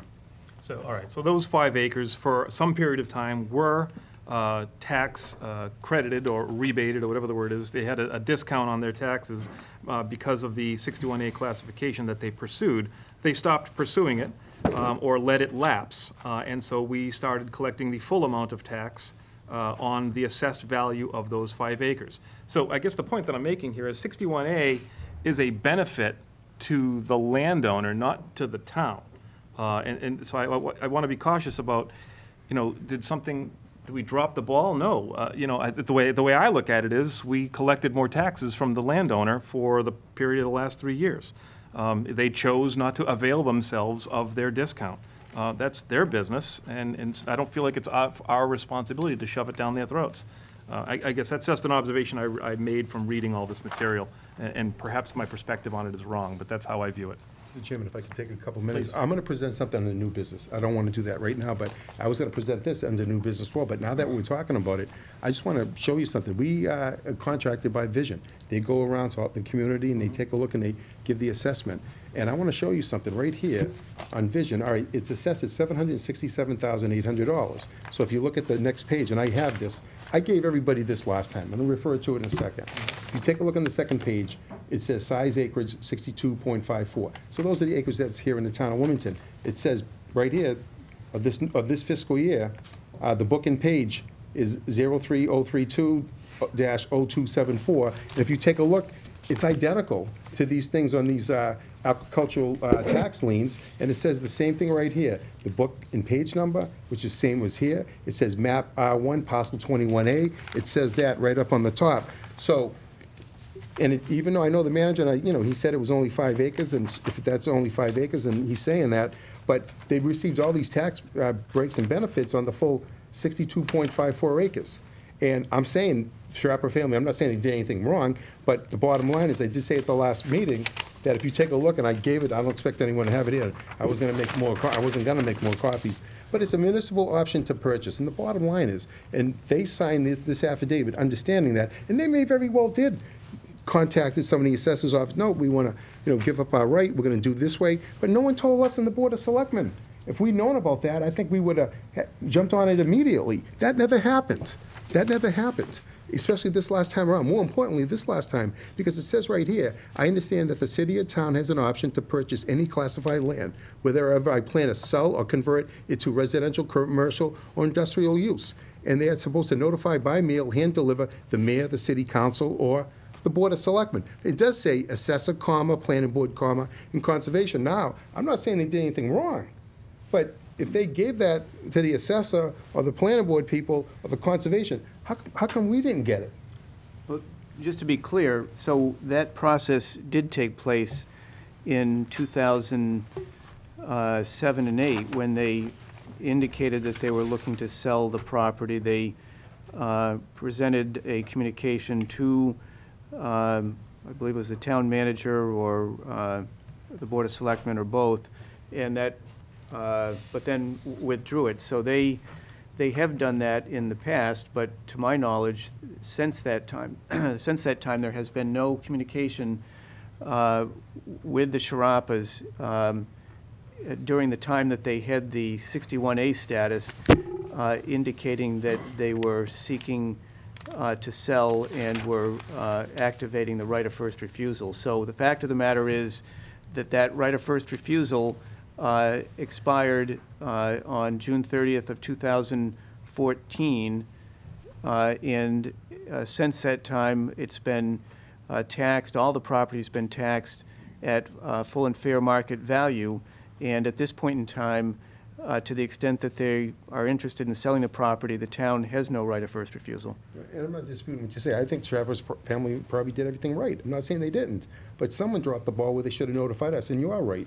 And I'll say, when I did talk to the assessor, and I said, geez, I mean, I own a piece of property, 43,000 square feet, one house, it's assessed at 719. They own 62.5 acres, and they're assessed a little more than I am. But she said, no, it's one house, one lot, there's no subdivision, and I accept that explanation from you as well as the assessor, and I'm not disputing that. All I'm saying is that it seemed like they came to the town for whatever reason, not the town's fault, but now on this one, they come to the town 3 years ago, and maybe they did notify the assessor. I don't know if it was Skip Moynihan at the time, or this assessor. When did she get the job? I don't even know. When you say 3 years ago, what do you? Well, 3 or 4 years ago, did they, every time they came back 3, 4, you said 3, 4 years ago, they started to make the payments relative to the lien. When the 61A lapsed. Yeah. I mean, you said that, and I'm not saying anything wrong. In 2014, my understanding is they did not, well, they actually, in Reapply. 2015, they submitted an incomplete application. They were notified of that and never followed up on it. So, again, the town does not have any responsibility to compel someone to file for a 61A. They certainly could have through, of their own volition, but they apparently chose not to. I understand, not to beat the horse, but I know you said yourself at the last meeting that somehow there was some tax, obviously, relief for them, and it went back to sometime in the 80s. But like I said, here's a thing signed on the front page by the Board of Assessors acknowledging the agricultural tax lien, and then here on the very last page is the family signing an affidavit basically acknowledging the fact that, if they decide to convert it to residential commercial, that the town would have first option to buy. I'm not saying they did anything wrong.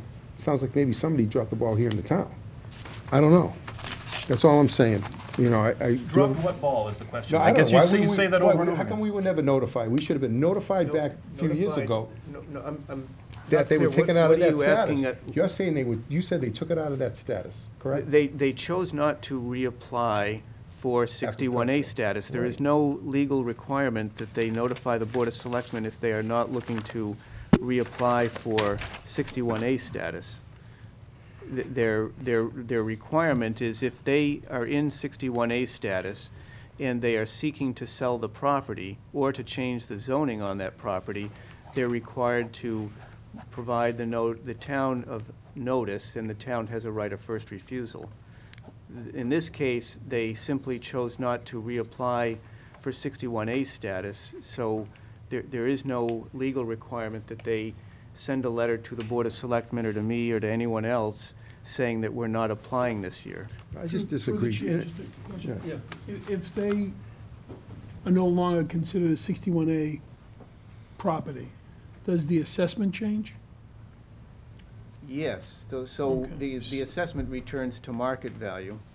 So, through the chair to Mr. McCoy, you have paperwork that says that the assessment did not change? It stayed the same? Well, according Did I hear to, you say that? well, according to what I have in front of me, all right, this is the most recent assessment. I mean, I'm looking at the same, all I'm looking at is, it's not like they received a discount just on the 5 acres. It says the whole size, 62.54. This is the most recent. And then you take a look at these right here, Going back. relative to the tax lien dated 2012, 2013, and it says the same thing, the same book and page that Vision gave to them just recently. It says the same map, So- R1, parcel 21A. Well, that's what I'm this saying. confused. If in 2012, the assessment was 760, round figures, I'm not saying it was seven. and then they did away with their designation of 61A in 2014, and the assessment is still 760, something doesn't make sense. just Shouldn't the doesn't assessment have understand. gone up? Because you're I getting the can't- break on I just can't answer that because I'm not the assessor. agricultural property, and then, Right, I don't believe that the assessment in 2012 was 767 or whatever that number is, but we'd have to go back and Yeah, check. It's probably discounted on the 5 acres. This is here, it says 5 acres, yeah. But the whole thing says 62 point something acres, that's the issue. It'd be nice if we could get the assessment. Mr. Chairman? Yeah, Ed. I'm going from the memo dated to us March 23rd. The second paragraph on the Sharapa Farm, it says the assessor value of the property based upon current use and uses the same methodology with other parcels in town.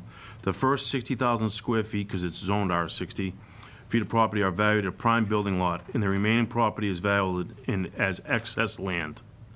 The assessor cannot value the remaining land based on speculation as how the property might be developed, i.e. if all the land is successfully passed or percolation test, if there's no ledge, etc., or based upon the potential number of house lots, condominium units, apartments, or commercial units.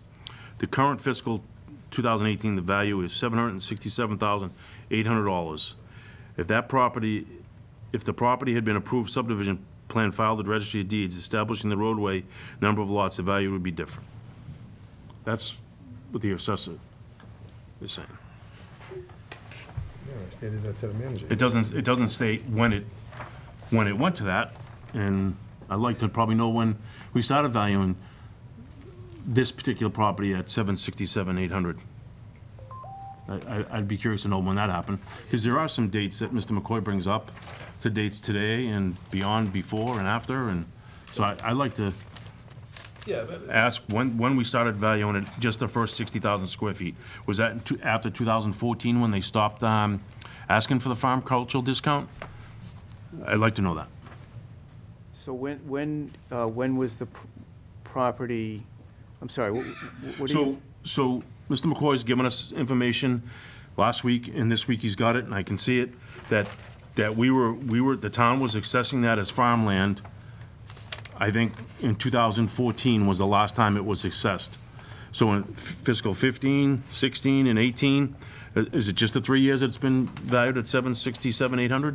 I was just curious. I mean, Well, so certainly, once the 61A application expired, then the assessor would have valued the property as was described here, where the home in 60,000 square feet is assessed at one value, at a market rate value, and then the remaining land is a so-called excess property. There's a formula that she has for determining that, but as was stated, even though it may seem somewhat counterintuitive, she can't make assumptions for valuing purposes as to where the roadway is going to go, how many lots perhaps could be in there, whether it's all developable, whether there's wetlands. So the proxy, if you will, is this so-called excess land valuation. That's why, even though the value is seems low for a piece of property of that size, that's the way the process works. So that valuation system has been used since since 2000, fiscal 2015, since the 61A status expired. That was my question. Thank you, sir. Thank you, Mr. Chairman, for your time. Thank you. Additional discussion from up here? Sir, I appreciate you've been flagging me down here, and I sense that you might have some expertise, so I'm going to allow you to either offer a comment or a question here. Yeah, I'd like to just answer some of the questions. Anthony Saragosa, 25 Marshall Road. I actually went to the assessor's office and went back a few years and got some numbers. In 2013, they were appraised. They have two values, assessed and appraised. So appraised value is $581,400, assessed at $195,200.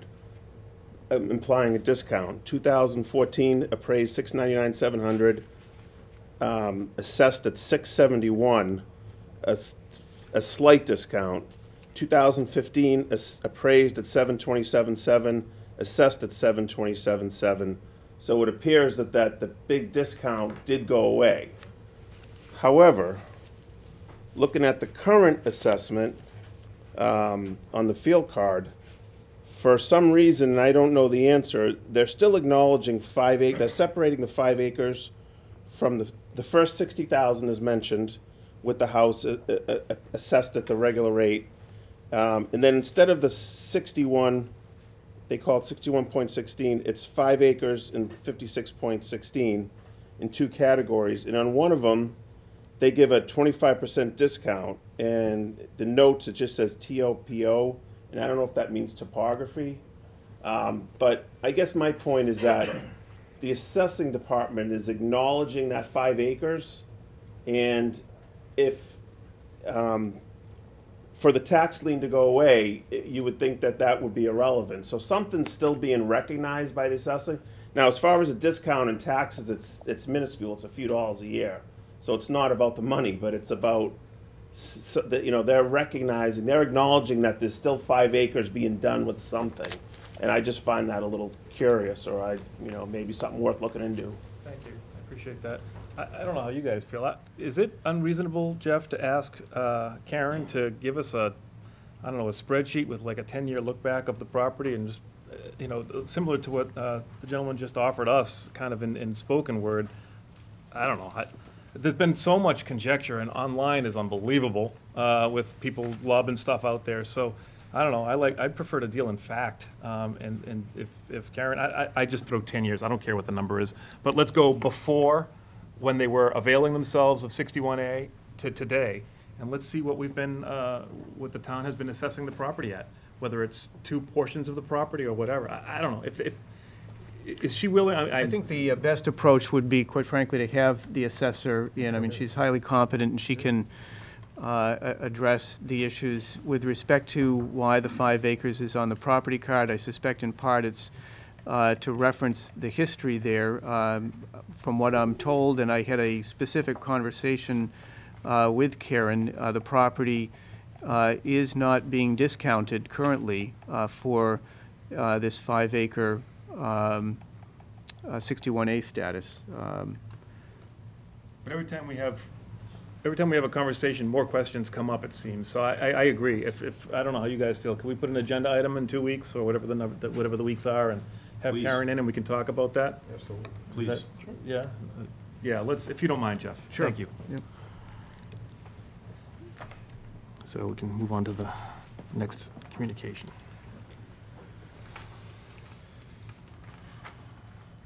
Next one is communication from Jarrett Balter to the Board of Selectmen. He is with the Little League program on behalf of Wilmington Little League Board of Directors. I'd like to invite you all to participate in the parade of the players and opening day ceremonies at Rotary Park on Saturday, April 21st. The parade will leave the 4th of July building lot at 9:30 sharp, and our field ceremonies will begin at 9:45. Thank you. I'll miss that this year. Mr. Chairman, I will also be missing that. I'll be traveling. Thank you. We also have correspondence from Michael Sweeney, who is the Executive Director of the Mass State Lottery Commission, noting that Jimmy's Garage, 945 Main Street, is eligible for a Keno to Go license. We've seen these periodically, and you'll recall that the town Board of Selectmen has 21 days to respond in opposition. If the board is so inclined, there's under the board to consider. This is an issue the board would need to address. I will indicate that the police department indicates upon review that Wilmington Police do not object to Jimmy's Garage eligibility to sell Keno to Go tickets. So the only action to take would be if we object. It's not so That's much to right. approve, correct? Yes. All right, we'll take that up in a moment, I suppose. We are at board to consider, and our board to consider first is the town council services with the newly formed, what are they calling themselves today? Brooks and Durensis. Brooks and Durensis. So I'm sorry, I'll allow you to summarize, give us the lay of the land. So you'll recall the discussions about this transition period here that runs from April 1st through June 30th, as we're in the process of reviewing proposals for longer-term legal services. So the arrangement that has been proposed, and I've had conversations and email communications with Paul Durensis, is that his firm is able to provide all of the legal services that historically have been provided over the last many years, and with the one exception that one of the attorneys that has worked with the current firm that will no longer be part of that group is working on a case that we have active right now. It's an arbitration case. My strong desire is that this attorney be permitted to represent the town on that case through conclusion. And in his correspondence to the board, which is noted as an assignment and assumption of agreement with the town council, he explains that he will be prepared to provide the legal services and also assume the costs associated with the attorney who is representing the town on this one arbitration matter. So it would be my recommendation that the board approve this 3-month agreement. It would run April 1 through the end of June, and it would be at the current monthly rate that is being paid for services. Any questions, comments, or a motion to that effect? I'll put it out there. I'll make a motion for both. I'll make a motion that we enter the agreement as described by the town manager. Second that motion. We have a motion made and seconded. Is there additional discussion on this? We're voting just on Brooks Durensis at this moment, correct? Yes. No discussion. All in favor? Unanimous. Thank you. Our next agreement to vote on is specifically with Valerio, Dominello, and Hillman LLC, which is where the one attorney that you mentioned a moment ago, who is representing us in the human resources case, is moving to. So we are going to establish a relationship with them. If you want to summarize that, please. Yes, so this Valerio, Dominello, and Hillman, they're a portion of the firm that was, or is currently until the end of the month, Deutsch Williams. This particular element is just focusing on labor and employment law, and the one attorney who, as I mentioned earlier, will be working for them is representing us on a arbitration case, and so in order to allow for that representation to continue through the duration of this case, which we expect to be the end of June, perhaps slightly into July, this agreement would allow for that. And just to be clear, there are some dollar figures assigned in this, but those bills that we would receive for those services would be relayed to the Durensis firm for them to offset, correct? That's right. Mr. Chairman, I'll offer a motion to approve as described by the town manager for this law firm. I accept that as a made motion. Do I have a second? I'll second it. Made and seconded. Discussion on the Valerio Dominello Hillman firm. Seeing none. All in favor? Unanimous. Thank you.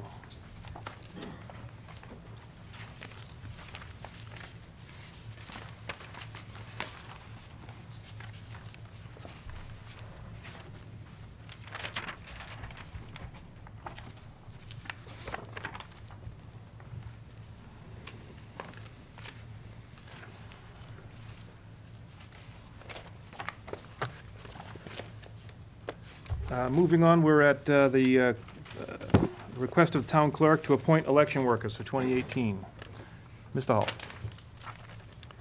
Yes, under this item, the town clerk is recommending a number of different individuals here to serve during the upcoming elections. The board would need to appoint these election workers. There's quite a number of them here. I won't go through all of them by name, but I would just note that she does also include a few individuals pending interested election workers. Those individuals the board would not need to approve of, only those that she's recommending. Is your recommendation to approve of the list that she's provided? Yes, it is. Do I have a motion from the board? So moved. Second. I'll take it from Ed and seconded from Mr. Kyra. Is there discussion on that? Seeing none, all in favor? Unanimous. Thank you. Thank you to all those that are going to work the day. And we have our much anticipated and excited to have the request of our Veterans, Department of Veterans Services Director, Louis Samaglia, to conduct the Veteran Services I'm sorry, I'll read it. The Department of Veteran Services requests permission to have our annual Memorial Day Parade and invite you and the entire Board of Selectmen to participate in remembering and honoring our departed comrades on Memorial Day, Monday, May 28th, 2018. Parade will assemble at Market Basket Parade Lot, Main Street, at 9:30 a.m. and step off at 10 a.m. sharp. We would also like to invite the Board of Selectmen and all the opportunity to participate in the memorial services to be held at the Wildwood Cemetery after the parade starting at 11 a.m. sharp. Do I have a motion? So moved. Seconded. Made by Mr. Bendel and seconded by Mr. Loud. Any discussion on this? Of course not. All in favor? Unanimous. And thank you, as always, to Mr. Semaglia for the hard work in assembling just a great day.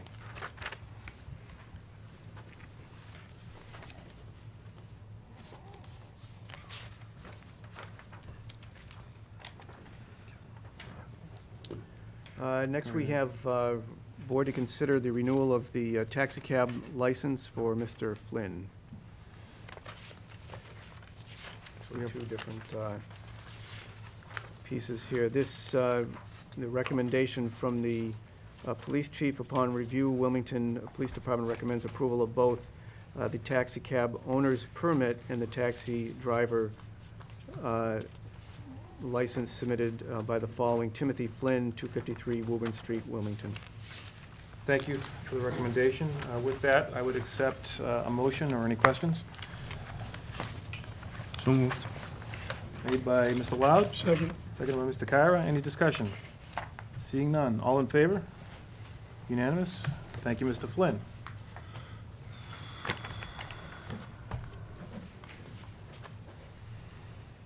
We have another taxi cab license, right? It's the same. Oh, I'm one sorry. is the Yep. individual, the other is the company.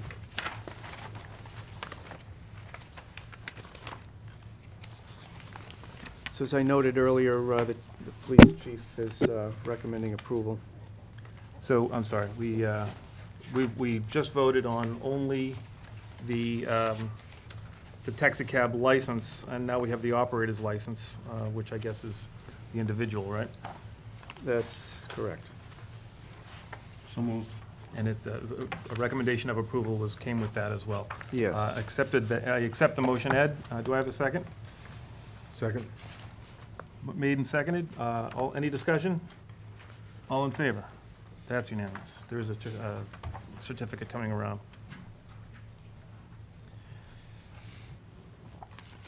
Mr. Duloc of Mimsey's Ice Cream. Jeff. Once again, the ice cream licenses or vendors are coming up for renewal.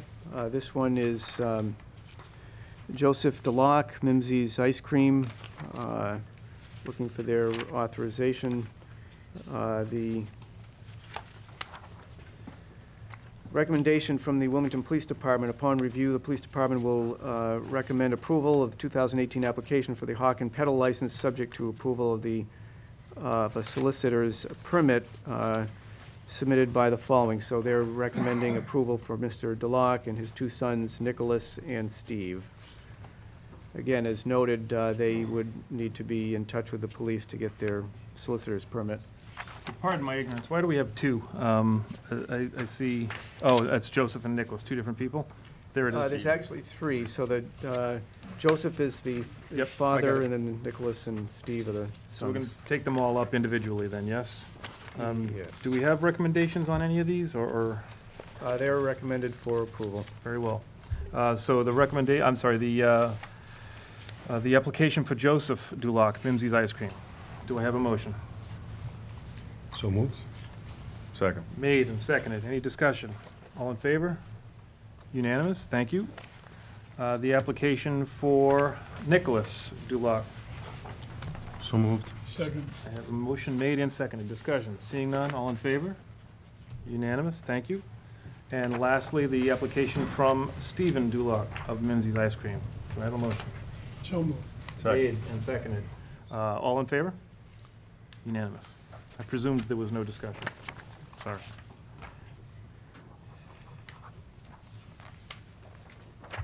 Next is a similar request, hawk and pedal license by Khalid Hasmil, Tony's Ice Cream, again, for a hawk and pedal license, and the recommendation is affirmative by the police department. Move to grant the request. Second. Motion's made and seconded. Any discussion? Seeing none, all in favor? Unanimous. We've got a few things to sign here. Give us just a moment.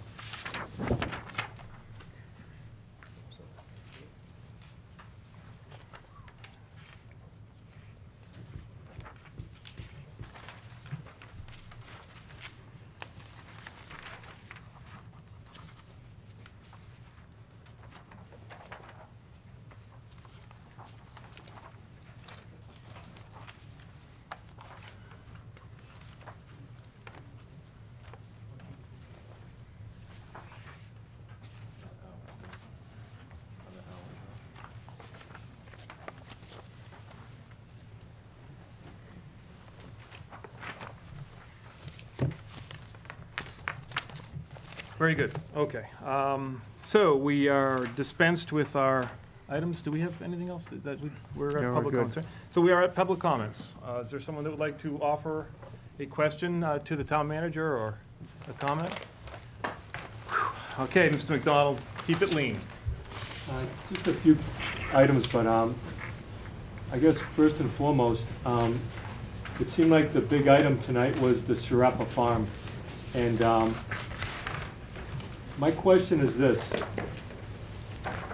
If you know that the Sharappers have entered into a contract and the town is an approving authority to approve plans and that sort of thing, and you're trying to have discussions with the Sharapa family, could that be perceived as an interference of contract? And have any of you reached out to the town council to see if it opens up the town for any liability relative to that? Other part of that question is, there appears to be some concerns with affordable housing, senior housing, and to be honest with you, I haven't seen any discussion relative to the hundreds of lots around town that are just vacant, that the town owns, sitting there doing nothing. And so, first question, liability relative to interference of contract. Second question, do any of you intend on doing anything relative to affordable housing with the hundreds of lots that the town owns around town? I'll just interrupt. I'm not aware of there being a contract per se between any parties. At least I'm not privy to anyone. I was told that there's I can't debate what you were told. I'm just telling you that I don't know. No one's told me, and I don't have any factual evidence from anybody that says that there's a contract between anyone. I don't know. Have you been presented such information? I've not been presented any contract. I don't believe that there's any legal issue that the town is running into expressing a desire to meet with the Sharappas. That's the only conversation or expression of interest that has occurred to this point. So, to the best of my knowledge, an expression of interest in meeting with someone does not violate a contract. So that's the asked and answered there. B is, I would never step in front of any of my colleagues' desire to answer any question. So if someone here has an inclination to answer Mr. McDonald's question about using town-owned properties for senior or any other type of housing, I invite you now to speak. Otherwise, we'll move on.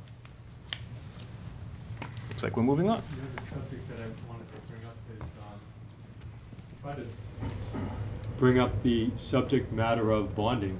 Can you speak to us about what the town does in terms of bonding relative to contracts, and specifically the trash contract?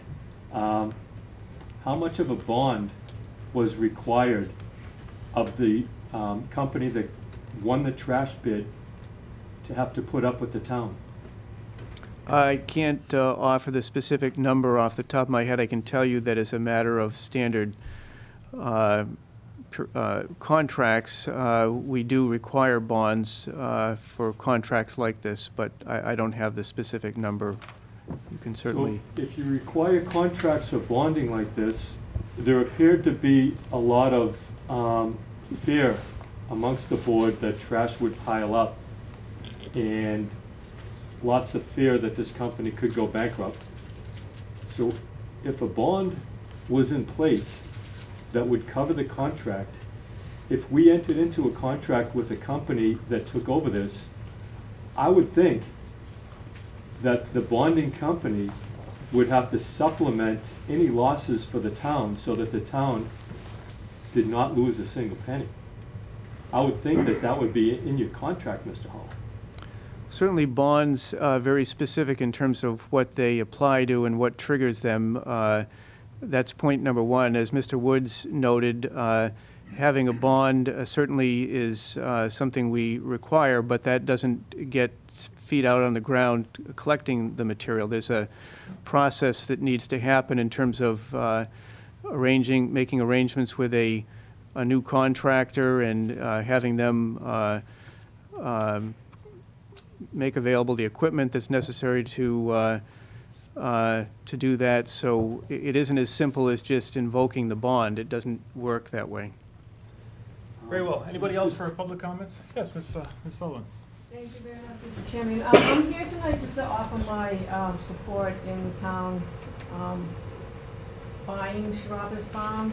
I was on the Open Space Committee back in 2000 when the first Open Space Plan was passed, or the second one for the town, actually.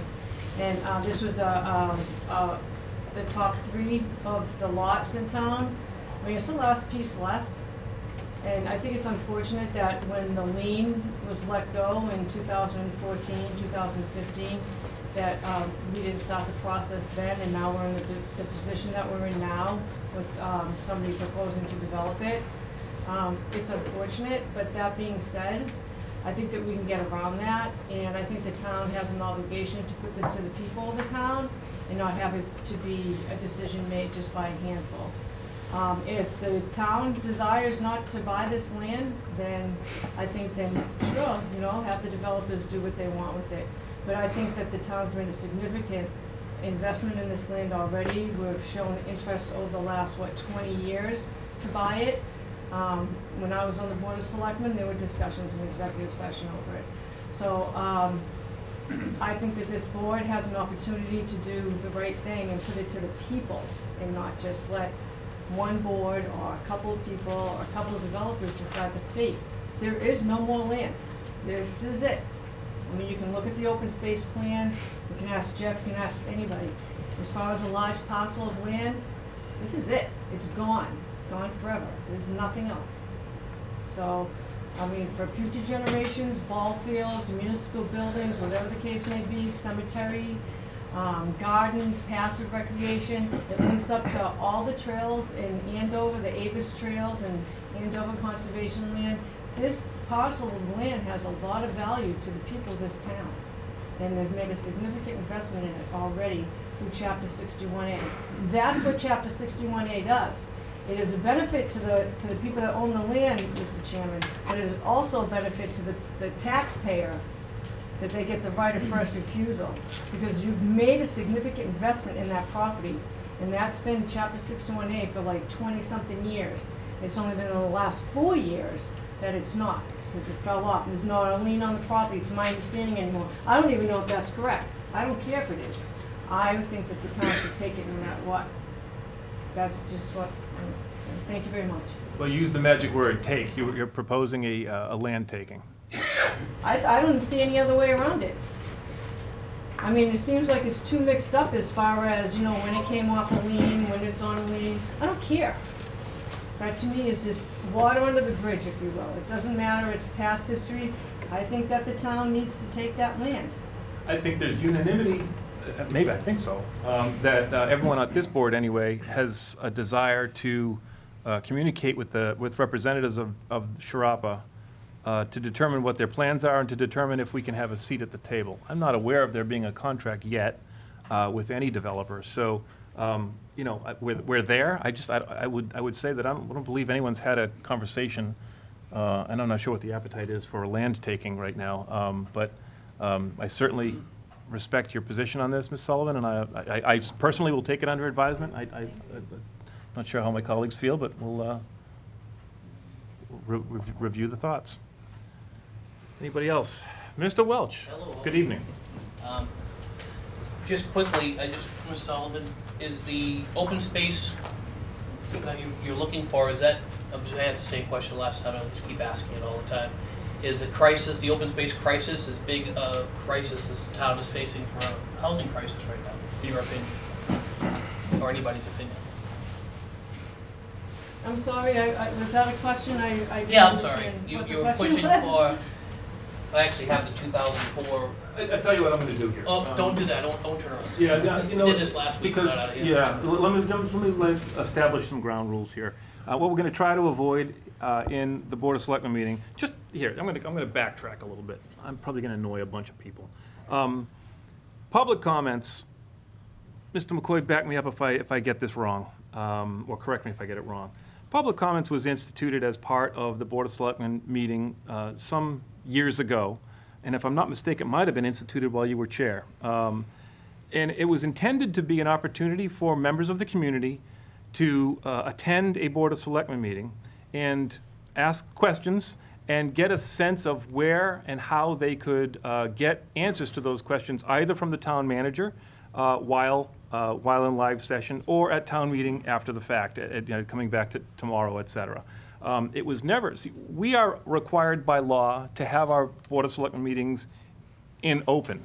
So they're open meetings, but they're not open, they're not public, what's the word I'm looking for? They're not hearings. We're not having a public hearing, we're having a meeting in public. And there's a difference there. A public hearing would be, okay, we're going to open it up for public comments. We'd have a microphone there, and we'd engage in conversation. And we've had those.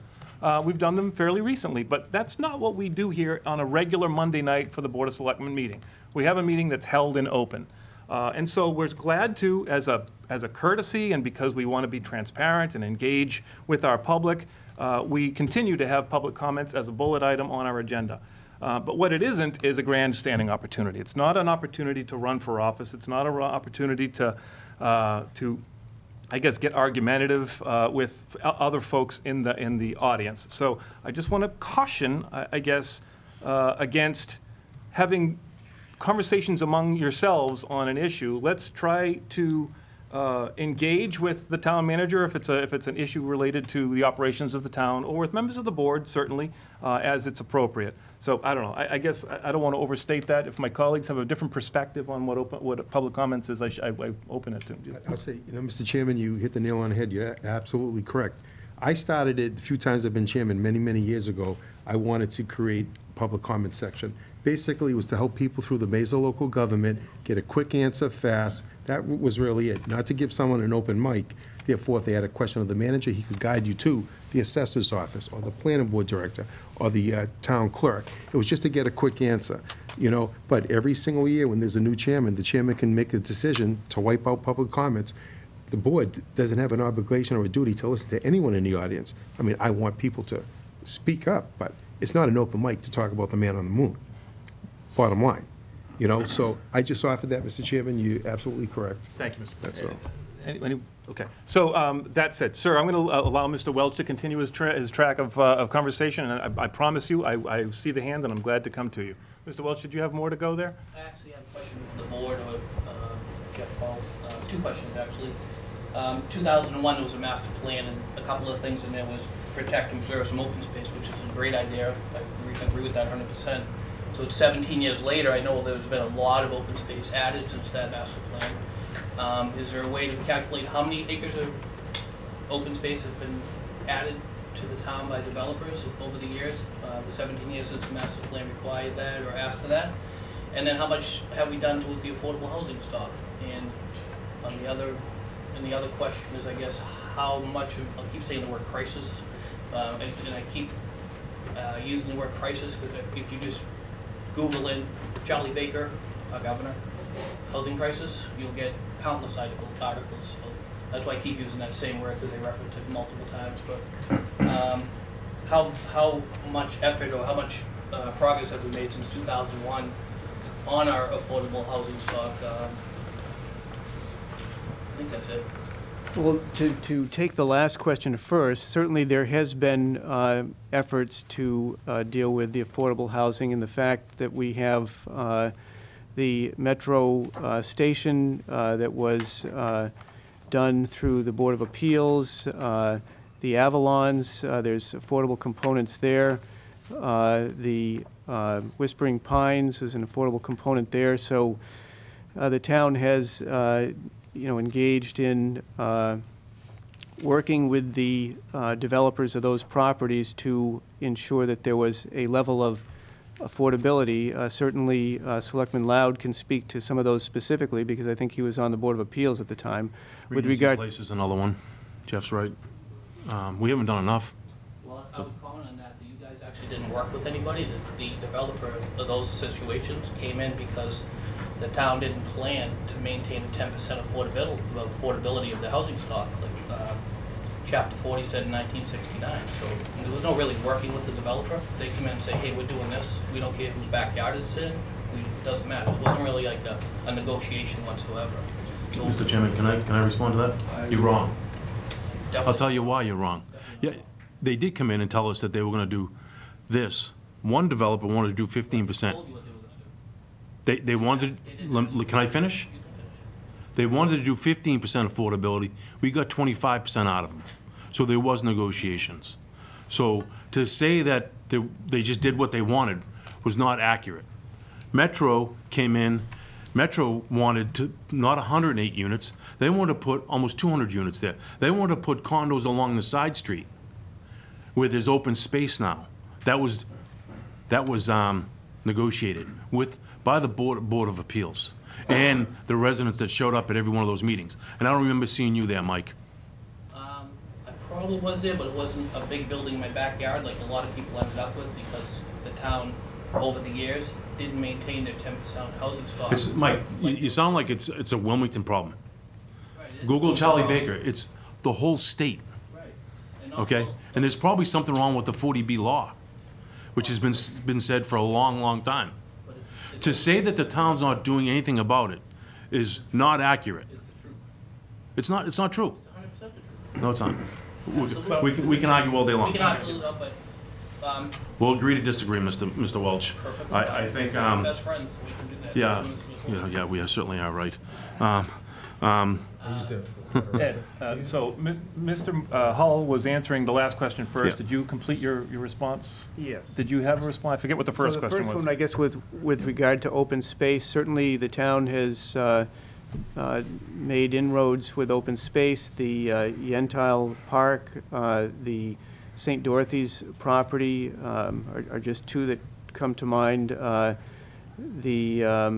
Periodically, as there are parcels that are donated to the town for any number of reasons, those create open space. So the town has been attentive to open space.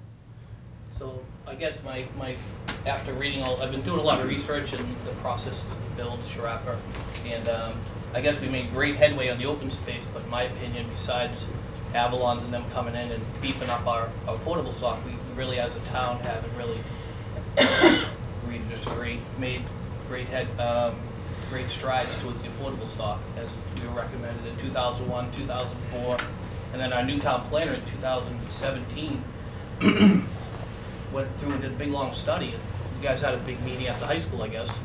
And the questions I asked last time, I was getting kind of frustrated actually, were right out of the study. And even Mr. McCoy here for 28 years didn't even remember any inclusionary zoning things. Or I asked you specifically, has this ever been approached to you or anything? You said, oh, not to my knowledge.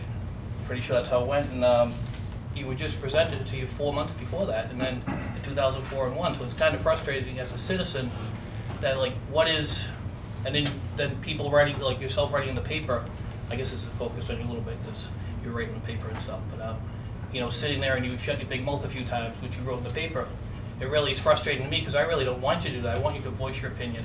You know, I want you to use that seat and voice it and argue against me. So. Relative inclusionary zone, I never said I never heard of it. This got brought up a little while ago. To talk about inclusionary zone, In fact, it got brought up when I was on vacation in August of 2017, and then I made comment about it. The bottom line is that's something new that the board is talking, they're entertaining it, and I'd have to that's, disagree with that's sir, it. because in 2000, the studies from the town, even though it's older, this is way in the midst of your tenure as a selectman. Your town paid to have McGregor or something do this study. Actually have copies of it I can pass out to you guys. And this is any information I asked you last week. I actually knew the questions to anybody, so I just started studying on affordable housing stuff, really not an expert. I'm only 2 weeks into it, so that was kind of my frustration. And then my last question or comment is that I sent a pretty extensive email to Mr. Hull, and I haven't got any replies back. It was Thursday, so I'm just curious how long it takes to reply back to emails.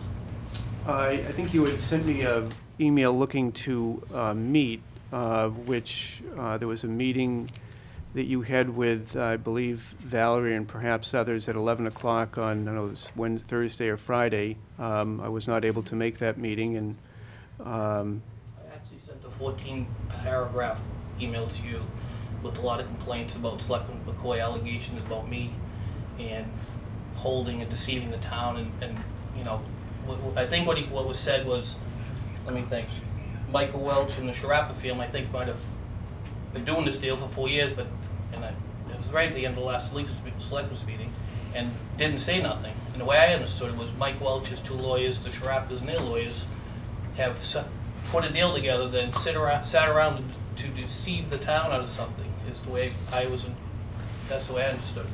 I never said that. Number one, look at the tape. In fact, you're the gentleman who said, listen, I don't own the property. You're just basically looking for the zone. And you said at the last meeting, if the Board of Selectmen want to sit down with the Sharapas, go right ahead. And I took your advice, and that's what I did. No, I have no, I'm still in the same position. Yeah. And I have a last question for Mr. McCoy, or anybody else. You picked a beautiful site over at the Whitfield Elm School one day for over 55 affordable or senior housing. Right. Nice town land, right next to the train station, RMV, noisy, noisy, noisy. At the top of Treasure Hill, out behind it, is a 20-acre beautiful, serene piece of town land that would be perfect for senior housing. We actually me and you talked about that on the end of Treasure Hill one day, and I said that'd be a great spot where I own the land over there, I have the rights to the land next door for senior housing, and I just was curious why you didn't pick the piece out there where it's 20 to 40 acres of wide open, beautiful town land versus the 2 acres. Conversation. We never talked about the 20 acres behind my home. Sure. Number one, you said, hey, I'm thinking about buying some lots here off Kevin McDonald, and I can get another lot up on that hill. You said that. All right, so you want to really call it, tit for tat here. I'm happy to talk to you about anything you want. Ever since I mentioned that land, you've been writing articles in the paper, writing fictitious stories. It's very detrimental to me. You never even talked about the property that's behind Treasure Hill Road, 20 acres? There is. If you look out your back kitchen window, there's 20 acres of town land that would be a beautiful setting for senior housing. We had this conversation. You never even talked about that, Mr. Walsh. We didn't talk about it. All right. One more question. Last one. Thank you. Sorry, Mr. Ty. I know you're next. There was a dollar figure of $5 million+ for a 24-unit of senior housing that you were trying to get an article put in for senior housing. There was a dollar figure put on the table.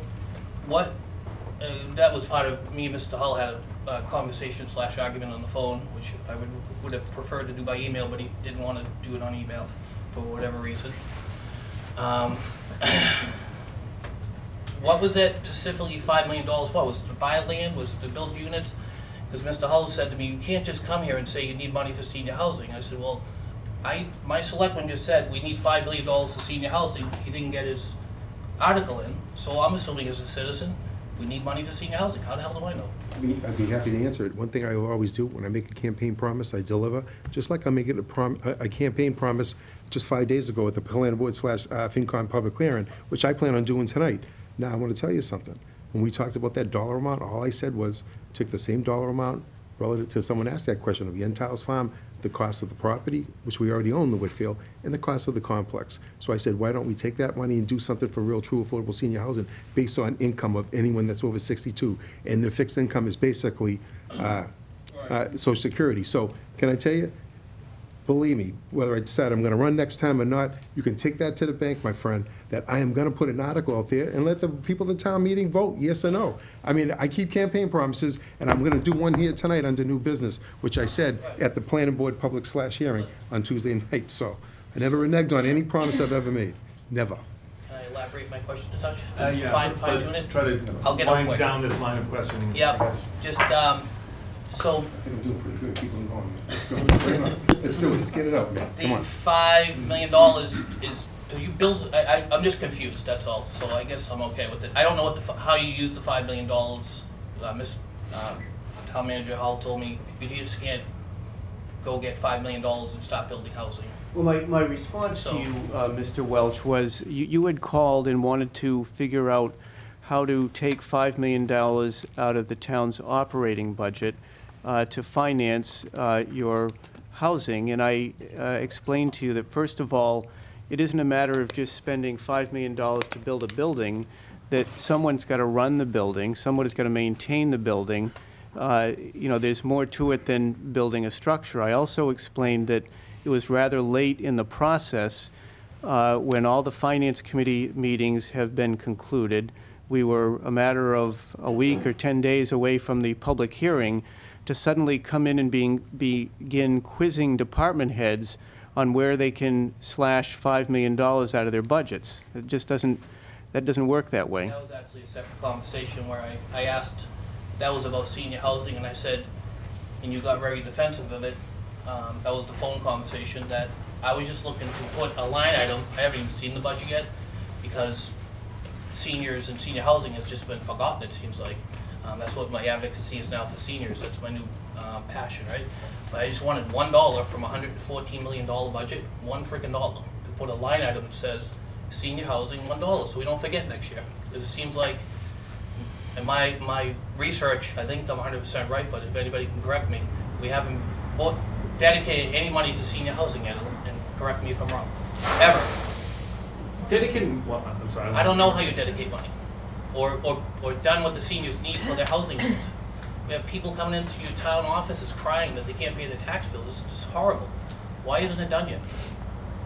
Period. Dedicating money to senior housing, I think It's that... dedicating money, or whatever you do.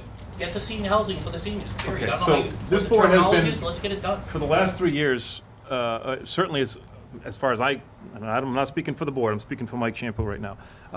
I feel like we have been focusing on affordable housing for at least the last year, very aggressively, to the point where we had Ms. Gingrich in here, I don't know how many times, 5 times, really going through a painstaking education process. And I'm sorry to say education because that reveals that I needed to be educated. And I think I probably represent my colleagues, at least in that regard. This 40B concept is detailed, and there's a lot of layers to it, and a lot of facets. And so I felt it was prudent as we learned, as we were presented information, more questions came up, and that revealed that there was a need for additional research and additional knowledge. And yes, you hit the nail on the head. At the conclusion of all of this educational process, the Board of Selectmen was made a recommendation by our Director of Planning and the Town Manager that one course of action could be the use of town-owned land for purposes of allocating affordable housing, and a part of that could be deeded to seniors. So there was a potential for answering that. Now, that the use of town-owned land was the caveat there, right? And so, you know, there was not enough meat on that bone for a majority of this body to move that issue forward. So be it. That doesn't mean the issue dies and goes away. Yeah, I think you asked the question a moment ago, you know, to what degree will this board continue to fight that fight? As we've all been painfully aware, I won't be a part of this board in a very short period of time, but I know these guys, and I'm fairly confident, and I'll shut up and let them speak for themselves if they care to. But this issue clearly isn't dead. The first swing at the bat didn't yield the results that maybe some folks were looking for. That doesn't mean we stop swinging. It means we take another swing at something else. And so I'm confident this board will keep on swinging until a solution comes up. I'm sorry, Mr. Lau. Mike, don't remember seeing you at the high school the day that we talked about, it was a big discussion about affordability and using town-owned land. We could have held that meeting here because there wasn't that many people there. Can you say it's my fault? No, no, not saying that, Mike. I'm not saying that. It's got nothing to do with me. I hired you guys. You're asking the questions right now. We're trying to answer them. When I elected you, I have a lot of respect for everybody on the board. Right. Seniors need housing. We don't need another 14-month, 2-year conversation. They need to get shovels in the ground this year, building housing so they have somewhere to live. Veterans, seniors, period. Great idea. Great concept. I'm here as a developer with a 62-acre parcel offering you guys to work with you, and we're getting all kinds of opposition. This is crazy. Crazy. Offering you, trying to work with you. This is how it works. You're not working with us. I mean, well, no, you're planning department. I'm trying to work with her. I'm trying to work with Jeff. I'm trying to get it done. We got a big, huge piece in the back that you guys recognize. That could be a perfect spot for senior housing. Let's get it together. Let's get it done. Okay, so Mike, you know the process. I think you've become probably painfully aware of this process, right? We put forth articles to town meeting. The people behind you and several hundred others behind you, they're the ones that you need to work with, right? So your sales pitch isn't to me. Your sales pitch is to them. But you guys have to work with your planning director to get things done. Start expediting things. Not having 8-month conversations about where could we possibly put in the 800 acres of town land some senior housing. Come on, you pick a spot, build the housing, let's go. Taking too long, in my opinion. Thank you, sir. Sir, did you want, I'm sorry, yes. Take a break for a second. Yeah, I'm sorry, we have to pause just a few moments here. WCTV, we're going to do 5, no more than 5. Home here. So, Mr. Ty, I'm sorry, you were next on my go-to list. I apologize for making you wait. I appreciate your patience, sir. It's kind of irrelevant, but when you were discussing selectmen and meeting and people comments, I've been attending meetings for 60 years, and the public has always been able to speak and get involved all the time. So I don't know where you're coming from when you say that, this is a meeting for the selectmen. These are kindergarten meetings compared to what they used to be. I'll vote for that. We'll try to keep it Where'd you get that from? I appreciate your... That's it. No, thank you, sir. I appreciate that. I think historically this board, we're not under an obligation to have public comments. It's not written into the law of this body's operations. I'm sorry? I'm 94.7% sure. And I'll check on the remaining balance of that. I'm sorry. I'll go with 5.6. The open meeting law requires that when business is conducted by a government body, that they be open to the public. It doesn't require participation by the public unless it's a public hearing. Certainly it's advantageous in many cases to engage the public, but the open meeting law does not legally require, in this case, that the Board of Selectmen entertain comment. Nevertheless, we have historically done that. We were talking about that. We have historically done that for the reasons that I already stated. It certainly makes sense. We don't want to run a government where we're not engaging with our public. So, we err on the side of caution, I think, by allowing folks to have their voice heard. And I hope I think the intent here that we probably will continue to do that. And I'm going to err on the side of caution and jump, unless there's other public comments that we haven't heard from folks. Very well. So, I'm sure you do. We're good on that. Thank you very much. Well, I just wanted to say that precedence has been established that public comments has taken place, and so I don't think you just make up your own rules, Mr. Chairman. I'm not making. I did it. I let him suck me in. I'm not responding. Very well. So we are now, unless there's anybody else that would like to have a public comment. Yes, Mr. Welch. I would like to apologize to the board for last week. I think I got a little more passionate than I should have, so hope nobody took it personally. So that's it. Thank you, sir. Is there a particular reason why others can speak and I can't, Mr. Chamberlain? Precedent, Mr. McDonald. So let's go to new business and committee reports. I tell you what, I'll tell you what, I'm going to start over here. Mr. McCoy, I know you have business to attend to, so I'm going to come to you last. Are you okay with that? Fine with that. Yeah. Mr. Bendel. I've got some business stuff too, but I didn't mean to suggest that's otherwise. all Well, I'm going to scratch off the first one. I was going to congratulate you, actually, on an award you received from the Chamber of Commerce for all the good work you do for the Tewksbury-Wilmington Chamber of Commerce, but I'll take that back now because... Thanks. Thanks.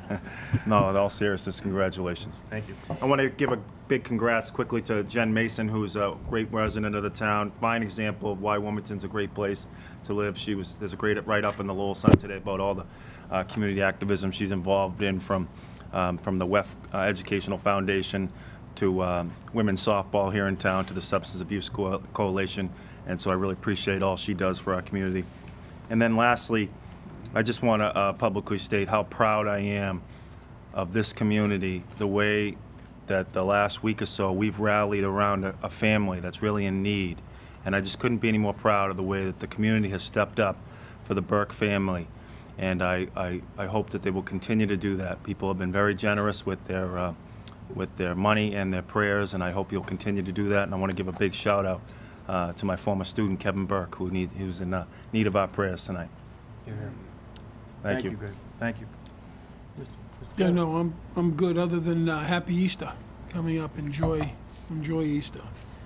Yeah, thank you. I was going to share the Happy Easter sentiments as well. I believe that Passover, if I'm not mistaken, starts maybe tomorrow night. But anyway, forgive me for not knowing that. Obviously, the two holidays are very close together. So for those celebrating Passover, a happy one to you. And one last thing. The only other thing I have here is, you know, I think we exhibited tonight that 3 of us voted one way and 2 of us didn't, and we, I think, have done a very good job as a board of finding ways to agree to disagree.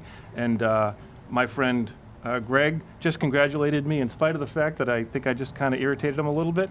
So now I'm going to irritate him a little bit again. I'm very, very happy to report that Greg has some very good news happening in his life. And I don't know if I'm embarrassing you or not, but I'm going to do it anyway.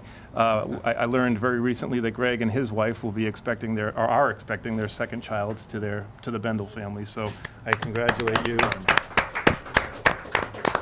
And you and certainly your wife, great health and prosperity and happiness. Appreciate that. Amen to you. Thank you. And that's all I have. So, Mr. Loud, real quick. Well, first of all, congratulations, Greg, and very kind words you spoke earlier, Greg, about Mr. Shampoo and Jen Mason. I read that article. She's a phenomenal young lady that puts a lot of time and effort into this town, so she deserves all the kudos that she gets. This is the time of the night that I get to speak out about a veteran, and this is a sad one. Jimmy Vitale passed away March 16th. He was a great guy. He was in the U.S. Marine Corps from 1956 to 1959. He was 79 years old. May he rest in peace, and thank him and his family for his service, and condolences go out to the family. Thank you. That's all, Mr. Chairman. Mr. McCoy. Yeah, if I could just take this moment, if I could pass, and if the board does not go with it, please, I really need to get this thing back, okay? So if you guys can distribute that, I'll give one to Mr. Selectman Loud. All I'm gonna do is point something out. All I need to do is read 3 sentences, and I'll explain the rest of the verbiage in about 30 seconds. The bottom line is, I was at the planning board FinCom public hearing, and I made a comment that, and I think we all feel passionate about that property at Sharappis Farm. I would like to take a wrong and make it a right. And I get it. We're not gonna be paying what the assessed value, obviously, is fair market, and I get that, and I respect that. And that's all I'm trying to say, and what I like to do is what I stated at the planning board / FinCom public hearing, that I would hope to think that the Board of Selectmen would take a look to call a special town meeting within the town meeting. I've been on the board a long time. In the history of this town, we've had special town meetings within the town meeting. For example, if this board decides, and it's in infamous wisdom, to call a special town meeting, you can do that. And then the town meeting would take place at approximately at 10:30. You know, subject to everyone getting the quorum. So, and I will present what I'm going to present to the board this evening. All right, right before you, what I have is, and like I said, the Board of Selectmen had the power to do it. Right here, and I'll just read. If you could take a look, it's a petition to call for a special town meeting. Before I read, all I need to do is read 3 lines. You see where it says article? I'll read that in a moment. You see underneath the next paragraph, it says a certain parcel of land, gentlemen, Mr. Manager. All I did was take the verbiage from the applicant that's going for the rezoning of the neighborhood mix, the boundaries, the left rock, all that. It's like 76 acres, and 62.5 acres is in Wilmington. So I took the exact verbiage of the land description and boundaries. Now I'm gonna read 3 sentences, and that's all we need to listen to. Article, to see if the town would vote to raise and appropriate transfer from available funds, comma, or borrow pursuant to any applicable statute, comma, a sum of money for the Board of Selectmen to acquire by purchase, comma, gift or eminent domain, the following real estate commonly known as the Sharapa Farm. As I stated, there's nothing that I wrote to this other than those 3-4 lines. And I'm basically putting it to the Board of Selectmen to see if the Board of Selectmen would call a special town meeting for the upcoming annual town meeting, and for us to put an article on the town meeting floor for us to take Sharapa's Farm. That's what I offer. And I'll say it, if the board chooses not, please, I need to get that back, and I'll go out and get the signatures with some folks to call a special town meeting. And I just give that to the board. I wanted to give it to you folks first. If you want to take the time to look at it, and that is fine. That's all I'm trying to do, is take it wrong, make it right for the town. I think it's one of the last big parcels in the community. I think it's beneficial to the town. I don't think by putting I don't care if it's 200, 300, 400, or 680 condos on there, it's going to be in the best interest of the town. As I stated at that public hearing, number one, there was a massive zoning change from R60 to R20, R60 to R10. Also, this massive rezoning from taking this beautiful piece of property and turning it into condo city. And now, people are out there, as far as I'm concerned, you talk, Mr. Bennett, about being a conservative. People out there are not looking to go for Prop 2.5 override. People are not looking to do a debt exclusion. And if this zoning takes place at Sharapa's Farms, we're going to inherit that mess. We're going to have to suck up all the expenses to the community, because people are not going to go to their pocketbooks again. I think going out buying this property would be the best investment we could make. We did that at 40 acres many, many years ago. We chose on the board through our former town manager, Mr. Kyra, worked out a great deal at Yentow's Farm. We worked through the town manager, talking about St. Dorothy's Church. And like I said, I know I said it, and I repeat a few things because I'm passionate about it. God's not making any more property, folks. If we have an opportunity to buy this property, we should, and we plan it for the future. I don't have a schematic plan out there or a blueprint to say what we're gonna build. We hold on to it, and we make, and this board has always done great, good decisions. Yentow's Farm, great decision, great people did a great job. St. Dorothy's Church, we own it, the property, and who knows what's gonna go on down there. I put that to the board, and like I said, those are the only 3 sentences that really apply, and obviously the biggest one is eminent domain. That's purchase or gift. I would love to sit down at the table with the Sharapa family if that was possible, but I think we need to make a wrong, make a right, and I've said enough, Mr. Chairman. I just hope that the board would support this. If you choose not to, I respect it, and I wish to get these back, because I need them. I have 2 questions, and I'll open it up certainly to my colleagues. One question is dollars. I feel like in order to move on a motion like this, there needs to be an understanding of the dollar value, no? I mean, that's the way I feel. So that's question A. And question B is about the timing. To call a special town meeting, there's a sequence of dates that need to be adhered to, just as we learned, I guess, in the fall when we had the other special town meeting.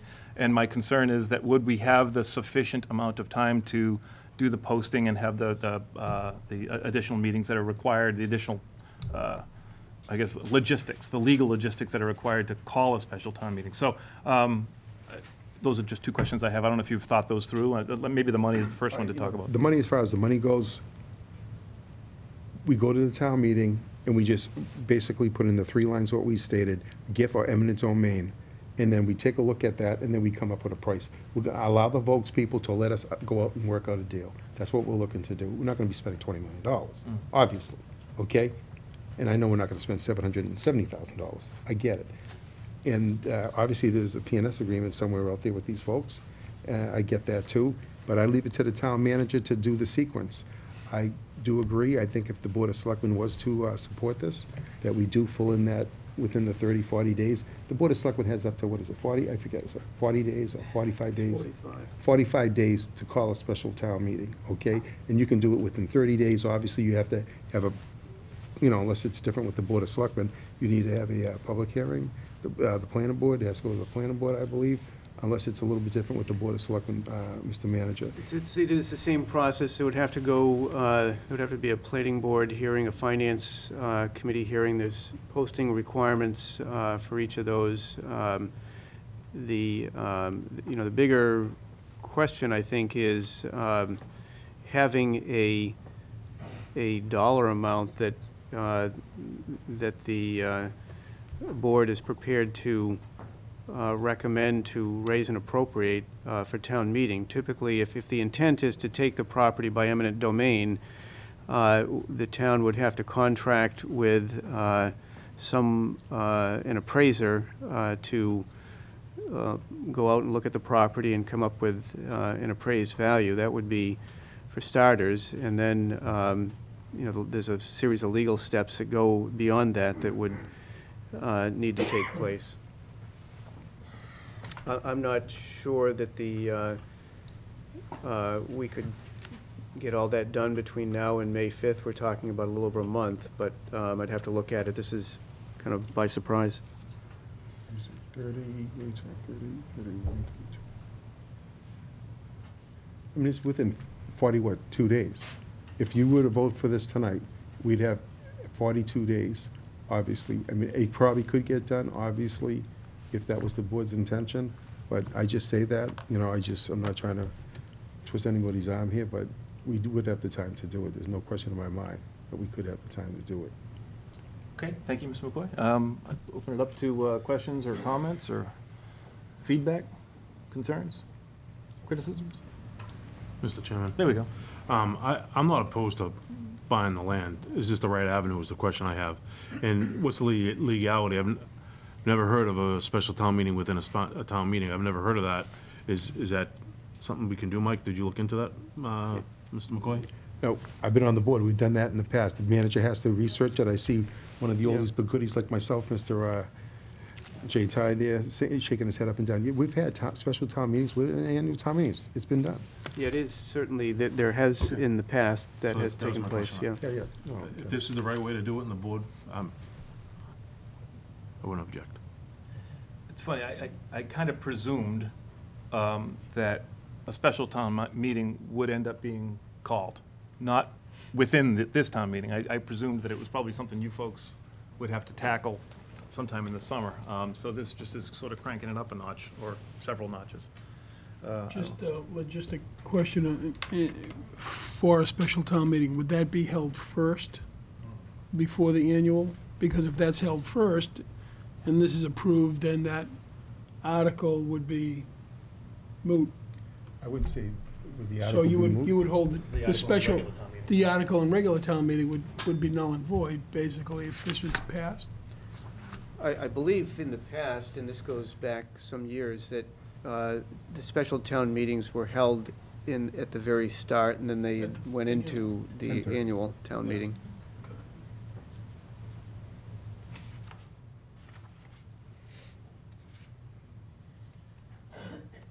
It's an interesting, it's creative, Mr. McCoy, I'll give you credit for that.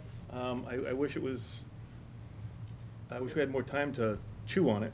I understand that. With That's why council, there's only- perhaps, and- Well, you can take a vote subject to town council if that's the wish of the board, and I'd be happy with that, if that's the wish of the board. But like I said, if you choose not to do it, I need to get those petitions back. And I do believe we have the time, there's no question we have the time to do it.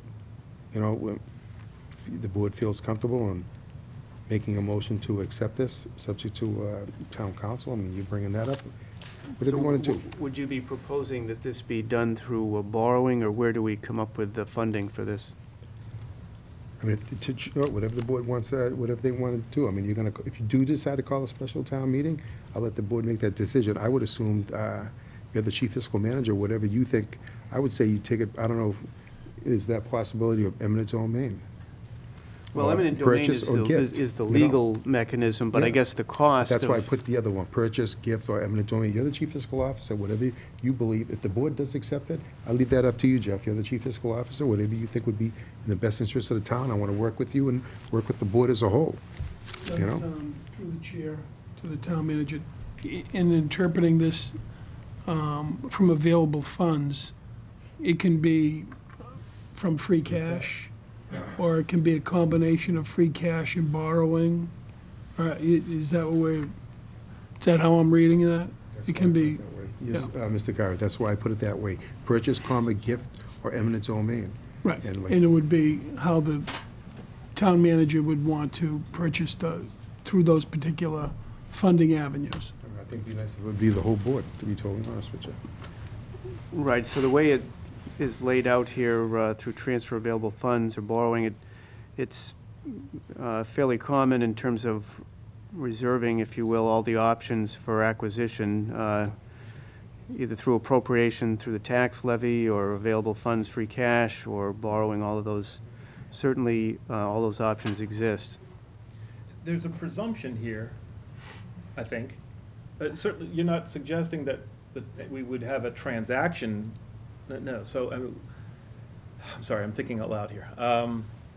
It's really to authorize, if we were to schedule the town meeting and this were to pass at that special town meeting inside the regular town meeting, then that would effectively be authorizing the town manager and I guess the Board of Selectmen to engage in, I guess, conversations with the landowners to see if there's a purchase price that makes sense, and if not, to begin the process of eminent domain. Correct. After that, after the town meeting. That's why I'm not putting a dollar amount. We have different options, and if the board decides to do it, I'm gonna leave it to the chief fiscal manager, which is the town, which is Jeff, by the town charter. I wanna work with this board. I'm not saying we should put this dollar amount, but if you choose not to do it, I need to get that back, then I have another avenue I'd have to do, that's it. But I think this is great if the board unites together and sends a strong message to the residents out there that they want this. They wanna see it. Just out of curiosity, and maybe you don't have to answer this necessarily, what's your vision for the town owning this land? I know that the comment has been made on many occasions, God's not making any more open space, so we just want to have the open space. And I think there's lots of different approaches and desires for what to do with that space. I'm curious to understand, or do you have a sense of what you'd like to do with the space?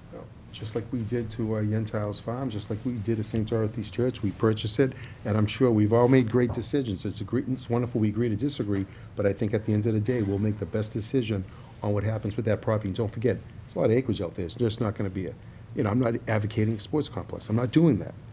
I'm sure the board will consider the right choice of the town, and obviously get input from the residents as well. So it's a lot of property out there, and this is our opportunity right now, guys. Are you making a motion, Mike? Well, I'm happy, for discussion, I'm happy to make a motion if, hey, if somebody else wants to make a motion, that's great. I'd make a motion, and, manager, you can help me if you want with this, and I appreciate your guidance, but I'd like to make a motion that the Wilmington Board of Selectmen call a special town meeting within the annual town meeting. Beverly, can you help me? It's May 6th, I believe? Fifth. May 5th, of May 5th. So it would be a special town meeting within the annual town meeting, and the time would be set. This would be, the first item of agenda would be like at 10:30, subject to a quorum. As written to form before the Board of Selectmen. I'll second that motion for discussion. I accept the motion made and the discussion. Jeff, I think you were about to ask a question. First of all, since at least one contingent of the Sharapas, their attorney has indicated that they are not interested in having a conversation with the town until the article, the outcome of the article is known, and I have not heard from the attorney representing the other member of the family. The prospect of reaching any kind of agreement by or before the town meeting doesn't exist, because even if the party that we have not heard from expresses a desire to engage in conversation and perhaps even entertain an offer, they're only a 50% interest. So it strikes me, if the intent is to acquire the property at this time, it's going to have to be done through eminent domain, unless the intent would be to wait until after town meeting and find out what the outcome of that zoning article is and then pursue it. So I guess that's one point. The other point is more of a technical one in terms of we're already posting the annual town meeting as starting at 10:30 on May 5th. the question that I have that I'll have to do a little research on is, does that mean that in order for this to be effective, it would have to be posted to begin at 9:30, or do we post it, as happening at 11:30, or just kind of more of a logistical issue? Yeah. Through the chair. In regards to, right now, the family not wanting to have discussion with the board based upon the determination of the article that's coming out at the town meeting, if this goes through, then they would more than likely sit down and talk to the board, because that other article would no longer be valid. And for the start time, you could choose 9:30, 10 o'clock. I don't think that that's a real issue. Or 10:30 and then push the other back to 11:30. Yeah, do that at 10:30. If the board decides to vote that way, I would recommend that as soon as the town moderator gets a quorum, we start the special town meeting immediately, then lead into the annual. But I would want to make sure that town council looks at this. I'm sure they would anyways. So if the board, if this was to go to town meeting and the town meeting authorized through the board to acquire the property, that in and of itself is not going to make, from my perspective, and certainly we can have town council weigh in on this, it's not going to make a potential zoning change null and void, because all that article is doing is authorizing the town, through the Board of Selectmen, to acquire the property. It doesn't necessarily, it doesn't go beyond that. So my initial take is that you could have a situation where this article passes, authorizing the town to go forward and acquire the property. Again, I think it would have to be determined at the town meeting. If the intent is to do it by eminent domain, that town meeting would have to authorize that. And I think it's still conceivable that a vote could go forward on that article, the other article. It may or may not. Okay. Maybe we need, like you said, that's why I brought it before the board. Let town council take a look at it. I'm only one selectman. Obviously, I need to support at least 2 other members on this board for it to happen. Anything, Vic? No? I think it's going to be good for the community. I think it's going to be good for everyone's resume. And the bottom line is, when I say resume, the resume is helping the folks out there. This is what they want. This is what we need to do. And I think you can feel good about doing it, guys. I really do. Well, I will say this, Mr. McCoy, I'm giving you credit for the creativity and your stick-to-itiveness. God knows you have that. Not bad for chubby guy. All right. Now that my hit's fixed, I'm No, going I to just die meant again. you're. Plus, I would think you'd probably get the signatures even if we did say no. Yeah, well, right. But my inclination is, you've said the people want this. Well, you know what? Some people do, clearly, and they're very vocal, those that have made that known. But we haven't had the town meeting yet. And there is a warrant article on the town meeting warrant, which will ask the people what they want, and whether or not they are receptive to rezoning that lot. And so my feeling is, I want to hear what the people want. You know, and I'm not opposed to your special town meeting, but I guess I am opposed to having the special town meeting inside the irregular town meeting. If the voters of Wilmington go to the regular town meeting and vote down the change of zoning, I would strongly support, after that date, I won't be here, but I would strongly support your efforts to schedule a special town meeting and begin that process. But I guess I'm not inclined to support it right away. Let's see what the voters say. That's the process has been following. So that's where I am. I'm one. You said it. I'm one of 5. Yeah, no, I'm just all you making need is that 2 more. comment to make a comment. Let's say hypothetically that the vote took place and it passed. There's a possibility that could pass. The price would be astronomical to the town to buy it. Astronomical. We wouldn't. Then I would say I wouldn't be up to wanting to buy it, because we're not going to be able to pay that price. okay? But the bottom line is we had a good relationship with the Strapper family for many years. You know, I don't have to beat the drum. I think it's to our advantage to take action right now. If we don't, we're gonna blow it. We're gonna totally blow it right now. That's it, you know, if we don't, you know? I mean, I'll be up there tomorrow morning, man, 6 o'clock at Market Basket if I have to be, and I'll be there. I'll get the signatures. I ain't worried about it. You know, I'll get them. I just thought I'd like to include this board in to do what's good for this community.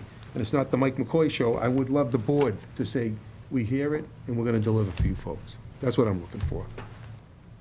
And I hope to change your mind, Mr. Chairman. Go out on a high note, sir. Go out on a high note, all right? It's funny, I guess you and I define high notes in different manners, don't we? We have a motion made and seconded. We're certainly in discussion, and I don't want to thwart discussion if there's more to be had. So we have a motion. Let's re-articulate it to make sure we're crystal clear on what we're moving for. We have a motion, as I understand it, to schedule a special town meeting at the beginning of, or in some fashion, within our already scheduled regular town meeting. And the sole purpose of the special town meeting would be to discuss your proposed article to authorize the town to pursue obtaining, by whatever means appropriate, the land known as Sharapa Farm. And you know, Mr. Chairman, it's not my article, it's the Board of Selectmen's article. And we gotta be specific that on a special town meeting, it's the first to be heard. And if there has to be a time designated, it has to be the first. It does, that's how the history is, but I would like to incorporate in the motion that it would be heard prior to the annual town meeting, subject to a quorum taking place. So we're on, batter up. So I accept that Yes, change Mr. Chairman. into the language that I used, just to summarize the motion. So you agree that that's the motion then? Yes, Mr. Yes, Chairman. I'll accept that. I think, Ed, did you want to continue to second that motion as I'll as it was second it presented? as reread, yes. Okay, any more discussion? So let's call the vote. All in favor of the motion as presented? 1, 2, 3. All opposed? 2. 1. And is there an abstain? So the motion does carry. Congratulations, Mr. McCoy. I want to say congratulations. Thank you, Mr. Carr. I'm going to shake your hand, Eddie. Thank you. Jeff, you have some work to do.